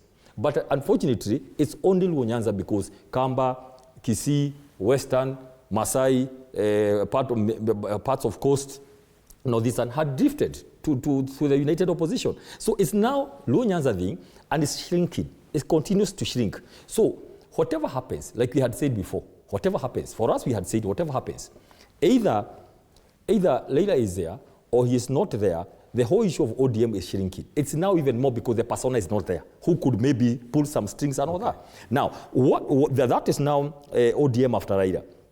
We see very few chances. The president is quite desperate to hold on to whatever is remaining because that's only what he has after the Rift Valley. Look at, he has no other bloc across the country.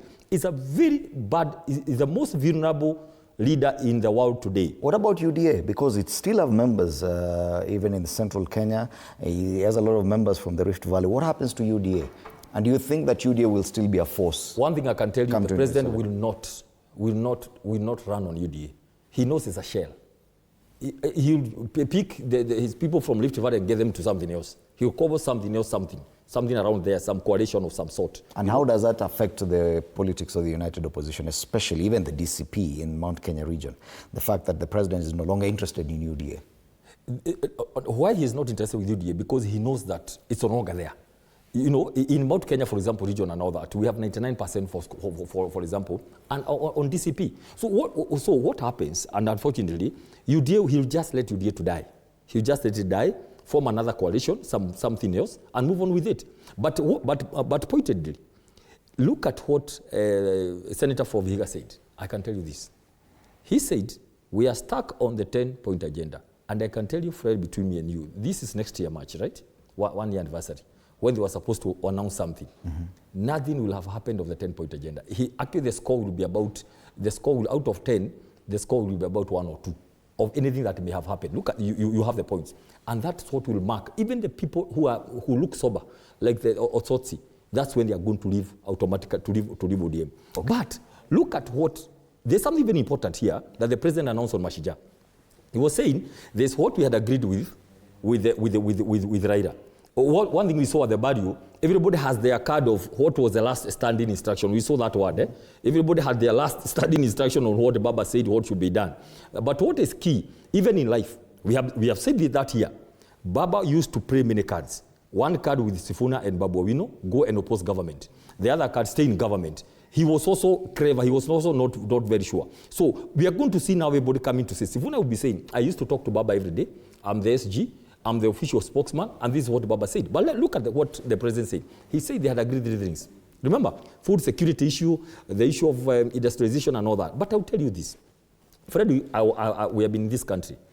Before the Kenya Kwanza came in, we were talking about 100 dams. Now, suddenly the dams have shrunk to 50, and they have not started. So out of the 100 dams, nothing has started. It's like, do you see what we'll call a pre-campaign, like a pre-election campaign? That we are going to do these dams. It was 100. None of them has taken off. Now it's shrunk to 50 in the 4th year. I can tell you, none of those things will work. Number 2, he spoke about industrialization. I was here when I said, we were in a meeting where the president said he was in Laikipia. One of these goats will be slaughtered, and I'm going to wear a shoe made of, the leather from the goats here. That was 2-3 years ago. You can't repeat it again to talk about industrialization. The issue of imports and all that, food security. So he's like doing another campaign on the 4th year to relaunch something. Right. Those things, I can tell you, it may have worked 3-4 years ago. Right now is the 4th year. Yeah. I don't see any new thing happening. One of the most urgent things right now that most parties will be considering are the by-elections in November 27th. UDA, and according to the president and looking at the push the president had, was to ensure that at least that party gets out of the 23 a good number, whether Senate, Parliament, or MCA. He wanted. If we're saying that he's no longer interested in UDA, do you think that will affect the kind of campaigns we're about to see? Because there are people who are saying that even ODM will suffer when it goes to elections for the by-election in areas like Luo Nyanza. Yeah, those possibly are your words. I'm asking a question. I'm not stating, I'm asking. Yes, but let me answer you.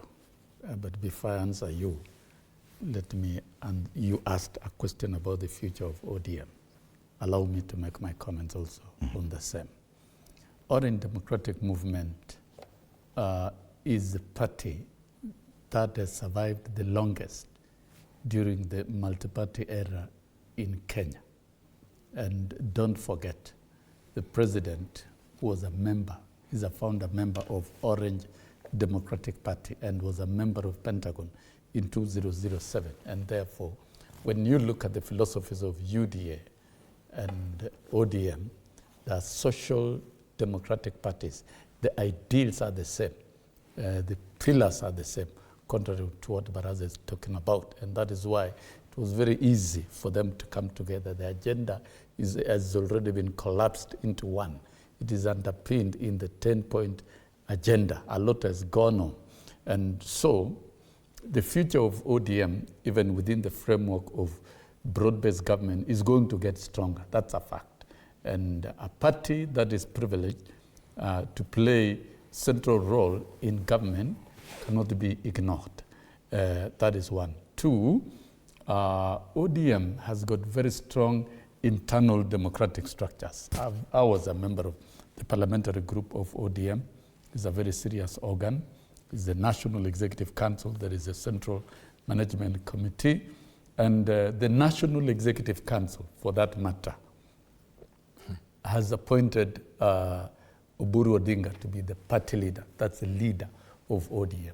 The views, the divergent views that we are seeing is not an indicator of a breakup as those who would want to benefit. Those who are postulating the breakup of ODM are those who would want to benefit from such an occurrence. But that occurrence will never occur. It's like the story of the hyena waiting for somebody's hand to fall off to benefit. But we've seen parties. Why is the wait. I didn't interfere. We've seen in history that once the person who's a party leader and was a president exits, KANU faded off. PNU faded off. That is history. Jubilee faded off. That is history, and what is so different about that? That ODM? is history, and I'll tell you. We're informed by history. Parties where the internal democratic structures are not strengthened will not last.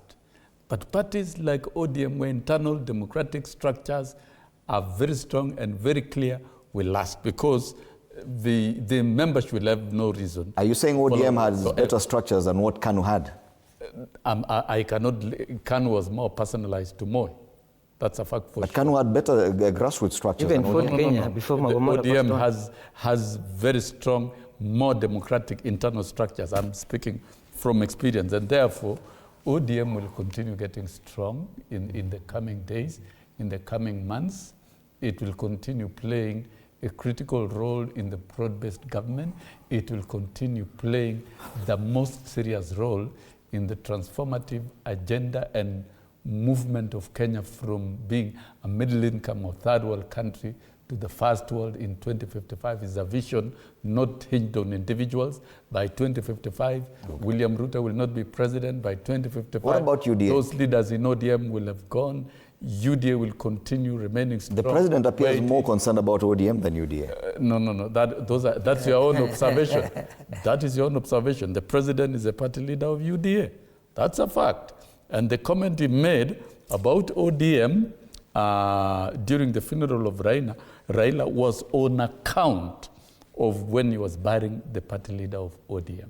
And yet to assure the support base of ODM that in his position as president is going to ensure that nobody interferes with the operations of ODM. And that is a leadership position. But why? Baraza, the issue is that the president did not find it fit to talk about the UDA party and its relationship with ODM. He talked about his own self and ODM, not UDA and ODM. Yet we understand that the broad-based arrangement was between two parties, not just him as an individual and ODM.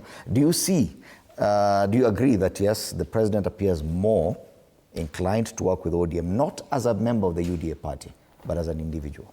No, the president is interested in vying on ODM ticket. He believes ODM enjoys countrywide support. Two, UDA, if you look at UDA, the image to a common person is gone completely. So he wants to dress himself in another image of a liberator on the ideals of Raila Amolo Odinga, then come and sell himself as Raila Amolo Odinga or inheriting Raila Amolo Odinga's image, and come and convince people that, look, I want to continue what Raila Amolo Odinga started. But if you look at what he does and what Raila Amolo used to do, they are two different worlds apart. Raila Amolo Odinga fought for liberty. fought for freedom of expression. He has a rich legacy. But if you ask my friend, Dr. William Ruto, look at his legacy. He has no legacy. In fact, we thought he was able to, he's going to build a legacy for these first 5 years. But if you look at Raila, he has a rich legacy. He has fought for the Kenyans, always. But if you look at Dr. Amolo Odinga and Dr. William Ruto, he even opposed the constitution, the one that we are in. But now that we are focusing on the parties, because my focus now is on the parties and the sustainability of ODM and UDA. And the question was, will these by-elections in November be an indication of how effective these parties or how consequential the parties will be come 2027? Because yes, I know we've talked about the personalities. Raila Odinga was larger than life. William Ruto himself being president, he has enough gravitas. But what about the parties? Now that you're talking about even new parties, Bwana Sosion believes ODM and UDA will still be strong parties come 2027. Me, I'm even talking about now the by-elections. The by-elections. Yes. If you look at by-elections, UDA doesn't stand a chance, especially in Western Kenya. I don't know about the rest, but I know about Western Kenya. The reason being, UDA had given people a lot of promises in Western Kenya. It was not able to fulfill. ODM was the strongest party in Western Kenya. But after the handshake, people moved away from ODM. That's why it could not even get a candidate to fill in Malava. If you look at Malava, we have UDA, there's no ODM. Why is it? Nobody applied for the ticket to buy an ODM ticket. So even before the demise of Raila Amolo Odinga, ODM had already lost the support in Western Kenya. Now, if you look at UDA, it wants to ride on ODM's popularity.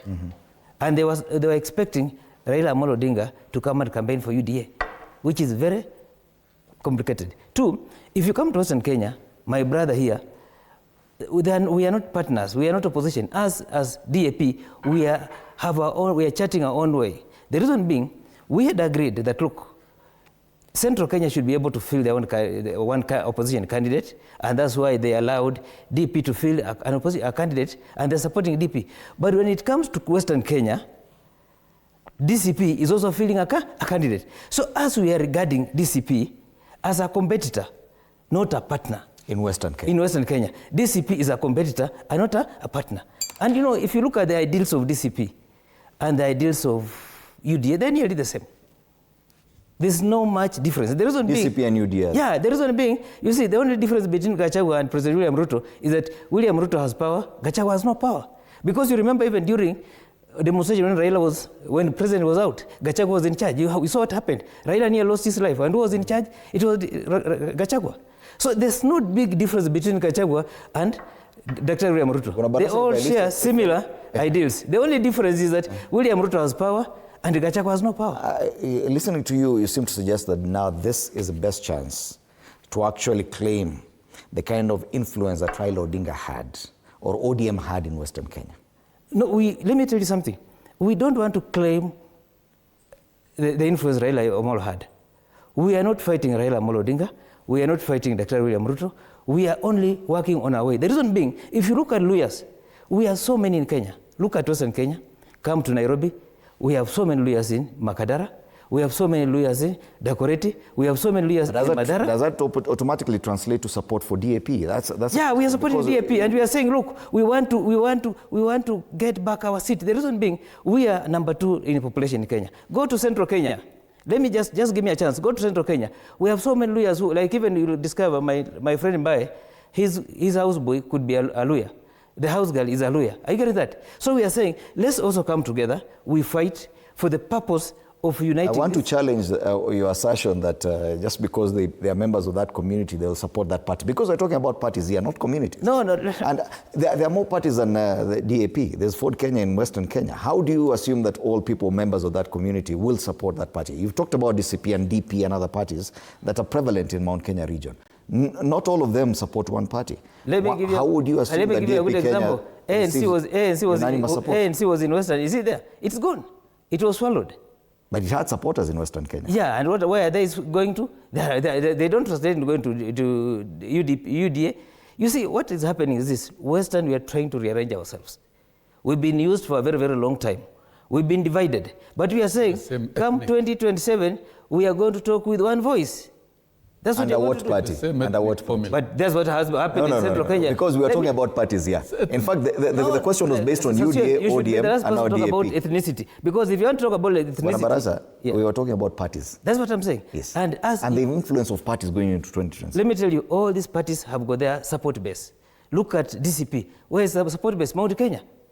Look at UDA, the support base is Rift Valley. So what's wrong with us, DAP, saying our support is Western Kenya? It's a normal thing. So you see one thing, once you sit on that seat, you say, no, we don't talk about rebel. Look at right now, ODM. The best support is Nyanza. So let's not close our eyes when it comes to Luyas. We say, don't talk about that. No, because ODM, people, and you mentioned it yourself, that parties, ODM is actually the strongest party as at the last election in Western Kenya. And I have a reason. All these parties are tribal affiliated parties. Look at this. Look at Wiper. Look at Wiper. No, let me ask you. Look at Wiper. Where is it strong? No. Let's talk about ODM because that's the party I was questioning about. Yeah. This line of argument is more allow me. It's not ethnic. It is very Barasa, you stated yourself that ODM was the strongest party in Western Kenya. Yeah. It is not about the communities. It is about the party. That ODM was the strongest party in Western Kenya. Yeah. That's across more than I have a reason why ODM was very strong. When Wamalo passed on, he gave the mantle to Raila Amolo Odinga.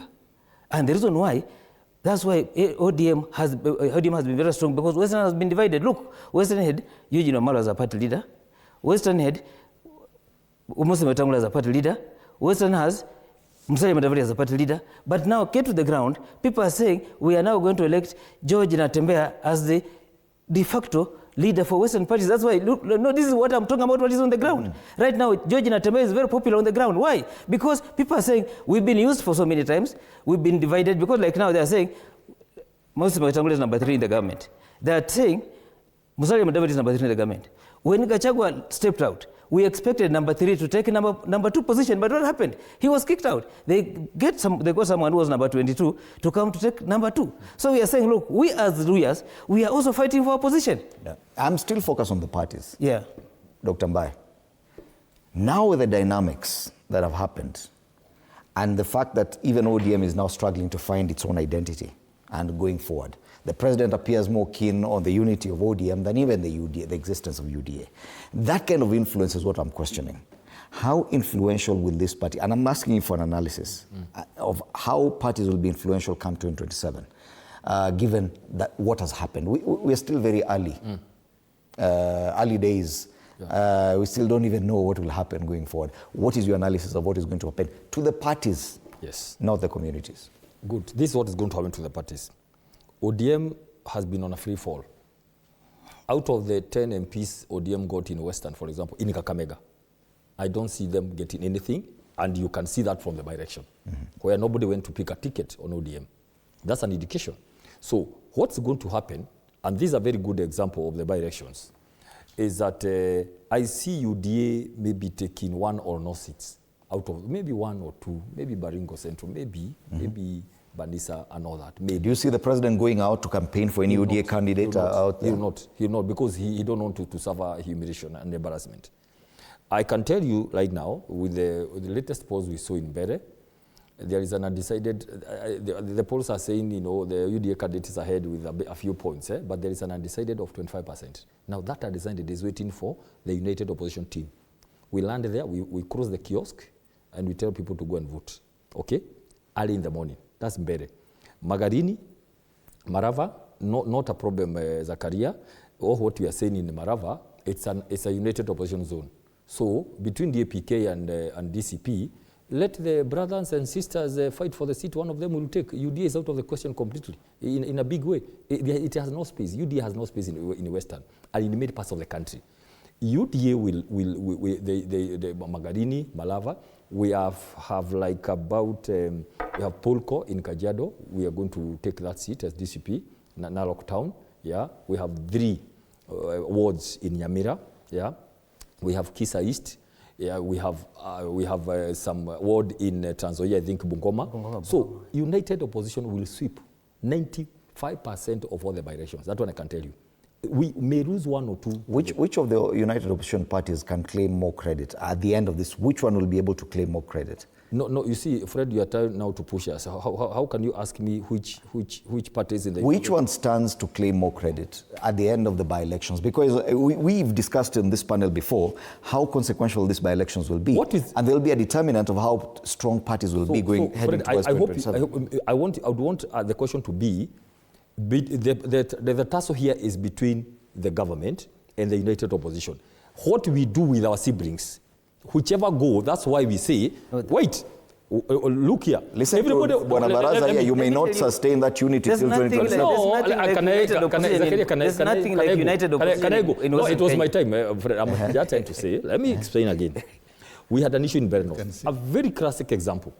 Where even in this show, everybody was fighting pressure on DCP. How? You are a new party. You should have used Mbere. But we said, wait a minute. We are looking at the bigger picture. And then we said, according to the dynamics of Bere, cronyism, everything and all that, we said Bere North was a DP position. And since Justin is part of the united position, let him finish the term which was left out by Ruku, right? That's why there are many things we considered. And then we go somewhere else, we say, what happens in Magarini? Magarini, the candidate we have right now, was the one who went to court to stop to cause the by-election. He was a UDA person who was denied a ticket. He is our candidate right now. We go to Marava. We are saying, Marava, all of us are there, are siblings. All of us can be able to contest. We kick off the government there, and we contest among ourselves. And there's no problem with that. So the question, therefore, we should be asking ourselves, when you say which party will lay more claim, the question should be, there's how we're organizing ourselves. The claim that we're going to have on 27 is the united opposition versus government. Whichever party for us, because we have DAPK, we have Wiper in some wards. Are you denying the influence of ODM as a party and UDA, given the dynamics with the president shifting his support mostly towards ODM? Are you saying that is not going to affect the united opposition or the parties that are there in the united opposition in any way? Let me tell you the truth. It will do nothing to do that. Actually, as we speak right now, let me tell you something very clearly here. The president shifting attention to ODM, I started by saying ODM is on a free fall in terms of grassroots. The only place ODM will have a bit of influence is Luo Nyanza, the 4 counties of Luo Nyanza. I said a bit, because after what has happened, with no clear structure, and do you know what? Raila did that deliberately. If Fred, you wanted to mentor someone here, you give them, it will be very open to everybody. This is a person, if Fred is not here, there's somebody who you trust more. But he was clever. He put 3 deputy party leaders. And I can tell you that. If you go, say one is the other one will feel, I also have a equal stake. ODM, as we speak right now, is on a serious free fall. With the exit of Raila Odinga, and may God continue listening his speech, I can tell you this. Nobody is there to manage ODM. If they go the family way, many people who have been with Odinga in the trenches 20, 30 years will bolt out of ODM. Because they say, we thought, like he said, and I don't know why. So Zen is talking with more passion about ODM than UDA. You have asked him a question about UDA race. He has dodged that and gone to praise ODM. That tells you where their heart is. They're actually moving to ODM. And corrupts UDA, hoping, but unfortunately, they will be going to find a shell.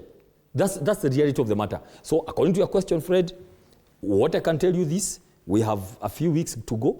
We'll be here on this show.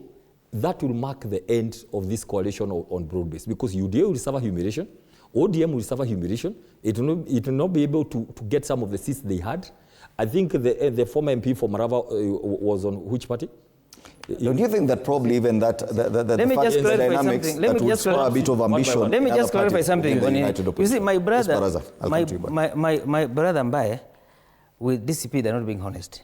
The reason being, they want to weaken, they want to divide the votes for Malaba so that they remain dominant. They say, look, you people, you're not able to capture Malaba. If they can forego Mbere to allow one opposition candidate to win the seat, why can't they do the same thing for Malaba? No. The reason being, they want to divide the votes. So that we lose Malaba and they remain dominant. They say, look, as we are dominant, we are saying, look, we are also looking at this partnership. Is it for our benefit or for the benefit It of might not be sustainable towards It may not be 2027. sustainable. No, Let's face the reality. opposition- There's no united opposition. Fred, you cannot tell me you have a united opposition outside. When it comes to Western Kenya, Fred, everyone for himself. In Fred, fact, to them, united to opposition Western- will to carry the day in to Malaba. to him, One of the to parties. us, let me tell you, Fred, One of the Gentlemen. to us, they are Okay, competitors. They are not partners. Okay. One of the parties of united not- opposition will Calm carry down. the day. They are in not Malaba. partners. Enough for now. Bwana They are Sosio. opposition. Bwana Sosio. Let's now, listen Fred, to Bwana Sosio. Zakaria, You can see how the united opposition is united.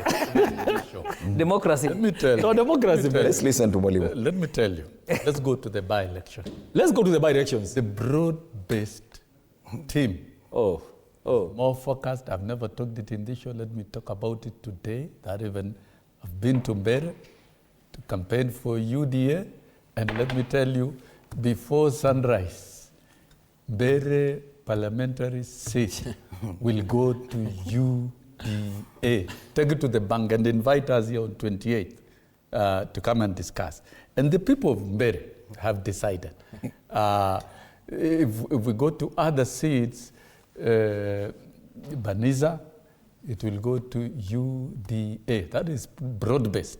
You're saying the president is not keen in UDA. You are fundamentally wrong. The president is firm. Should we expect the president to go out and campaign for UDA candidates the president, ahead of the the by-election? president doesn't need to. Party leaders have typically, have historically gone to I'm campaign saying for their the candidates. president doesn't need to go and campaign. The rest of us, we are able to do it. There are other leaders in the party. So you don't that do expect it. President William Ruto to go on the The president will campaign be doing trail? state work. I don't think he will be wasting time going to campaign at that level. I don't think. But the campaign period Will we is see him ongoing. campaigning for ODM candidates? Allow me to conclude the statement. No, it's a question. Allow me to. Should we expect the president to campaign Allow for me to ODM finish candidates? my statement and It's you'll a get question, the then you'll answer. continue. And you'll get the answer. Yeah.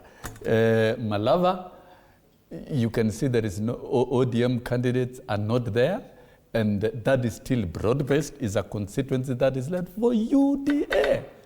And UDA in Western is already a combination of ANC and UDA. And so that is a combined strategy of the broad-based government. Ugenya, it will go to ODM. Kasibul, it will go to ODM. Magarini, it will go to ODM. And that is broad-based. Baringo, it's already in UDA. You think the president is not keen? He's very keen and is interested in a broad-based architecture that brings success at the end of the day. So don't think the broad-based government is sleeping. A working infrastructure is already deployed, and therefore, Fred, I would want us Still to looking have for an answer. You a promised show an of answer the to three my of us. question. You promised an answer to my question. And it will have to On whether or not we do expect the president to campaign for any of the candidates, whether on ODM or UDA tickets for the by-election. When an infrastructure of broad-based is deployed, it is an infrastructure that is approved by the president. The president will approve victory of ODM. You think it's in necessary Ugenya. for him? And that is why UDA has not fielded a candidate in Ugenya. UDA has not fielded a candidate in Kasipul. UDA has not fielded a candidate in I'm still not Magarini. getting an answer for that question. It's about the president's actions as far as campaigning. The answer speaks.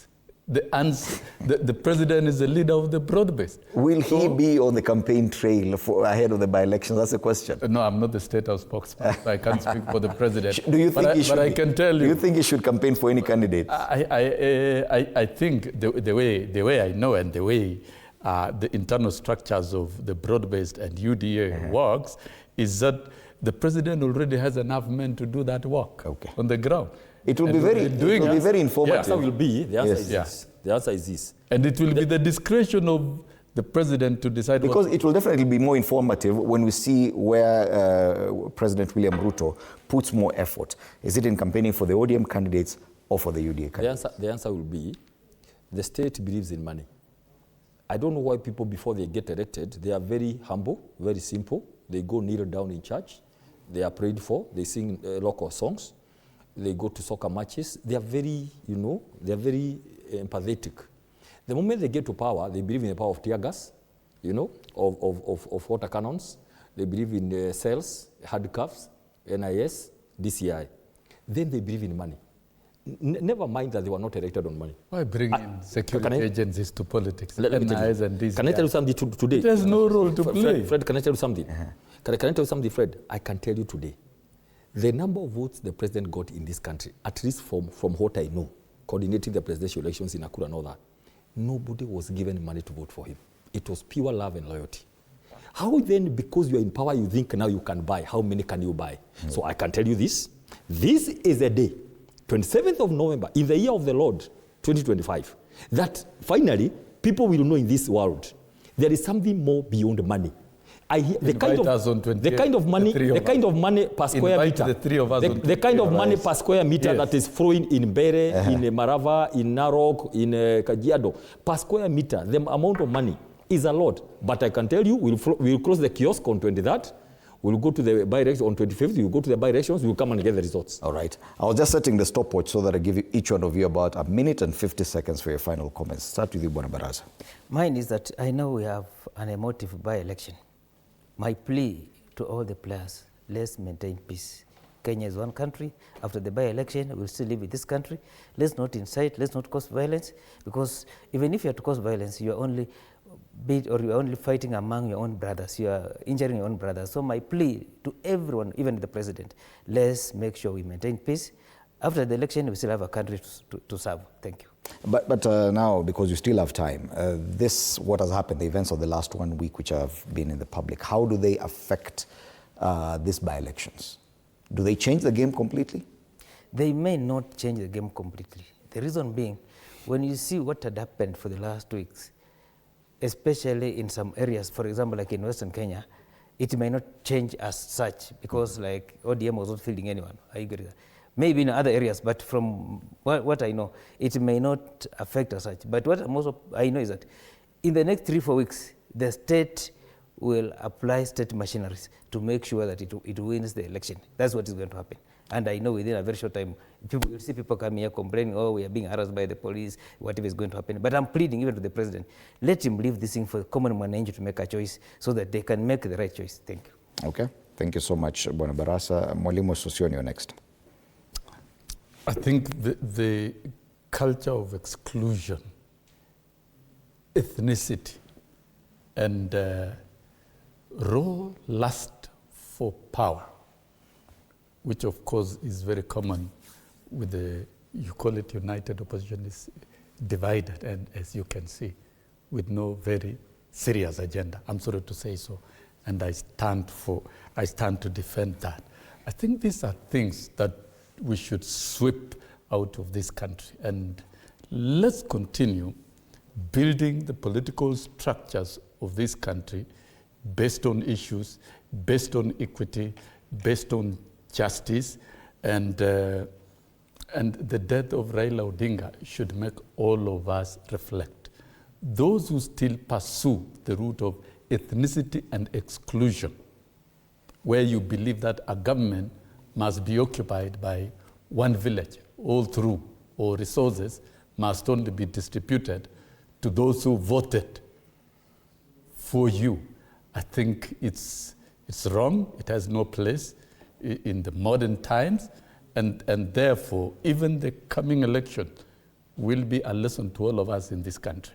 And as we prepare for 2027 elections, Kenyans will be voting in accordance with the Vision 2030 of us driving issue-based politics founded on equity and justice. And I believe we will be on the road to achieve what the president has called on everybody in this country, and he has gone flat out to negotiate with every actor and every person in this country, that Kenya must leap economically from being a third world country to a first world by 2055. It takes a lot of effort, change of mindset, change of attitude, change of behavior, even changing the brand of our politics. Thank you, Mwalimu. To those of true transformation and economic equity. Thank you, Mwalimu. Finally, Dr. Mbai. One, you have asked a question, will the demise of the Prime Minister change the dynamics? It could, in places where he had influence. you'll see, because of his lack of that final push, and I'm sure Raila Odinga was going to campaign, you'll see some sluggishness. You'd see some young forces taking advantage and trying to put some tests into Kasipul and Ugenya. Some bad forces, some people who feel they want some change. Remember, there's some other candidates there. It's not just ODM. So you're going to see that. But number two, Fred, I don't know why we find it difficult in this country to honor people when they are alive. So, why is this fear we have had about Raila? If we knew he was supposed to get a decoration, give it to him when he can see it, and if you think that he deserves it. But don't assume that he is this person all the way in his life. Then when he dies, you go give it when he's dead. That's not nice, it's not African, it's not very nice. Remember, some of the people who literally put on a whole issue about who is Raila is, completely, if you remember the Winnie Madera story, it's the people who in his life that castigated him all through. Suddenly now, they are coming to heap all the manner of praises, saying how good he is, how transformative he is. That doesn't look very nice. And maybe somebody ought to have apologized and say, by the way, I'm one of those guys who actually, took part of this campaign to paint Raila so badly, because it is an agenda that went and got into people's mind. Remember the last speech Raila did in Thika during the burial of Dr. Ngaru. He said, what have I done to you? It is Jaramogi who said, no Uhuru without Kenyatta. It's me who said Kibaki tosha. But the people who actually ostracized Raila, especially as some other parts of the country, really, they are the ones who say, now, man, you are so good, you are great. So finally, Sosion in this show for like 2-3 times mentioned about middle class to modern world, from a third country to middle class economy. Let me tell you, and then his boss has been talking about Singapore and South Korea. I don't know why you are talking about Singapore and Korea in the 4th year. You should have thought about Singapore before you look for elections. Come in and begin moving the plane. Finally, do you know what happens, Fred, in Singapore and South Korea? They kill people who are caught by corruption. Can we start there? Right. Let's first of all begin shooting people who are doing corruption before we begin talking about that world. Those are stories of Jamba. All right, Dr. Peter Mbai, Secretary Planning and Economic Affairs at the DCP, Zakaria, political analyst, Zakaria Baraza, a member of the DAP party, and Mwalimu Wilson Sosion, who's a veteran educationist, a unionist, a former member of the National Assembly, and a member of the UDA party, a former member of ODM as well, it should be noted. Thank you so much, gentlemen, for your time at TV47. Yes, once again, the dailies today, NCBA. Rally earns Kenyatta's and Ndegwa's 12.4 billion shillings in 5 days. Can you even comprehend that? Yes. All right. On the Standard, missing, dead silence. They're talking about the activists who went missing in Uganda. Why Ruto's presidency isn't safe after Raila's death. That's a front page of the People Daily. But yes, all the other dailies talk about the same story. And we start off with the Taifa Leo, Mtema Sumu, reference to the Nyeri County Governor. It's the same story on the front page of the Star. Kahiga's loose tongue on Raila sparks outrage. It's the same story on the Daily Nation, loose cannon. It is one of those stories that unfortunately we've had to talk about, tribalism in Kenya. And I'm sorry that we had to do it. But that, ladies and gentlemen, is the state of the nation. My name is Fred Indemuli. Good morning.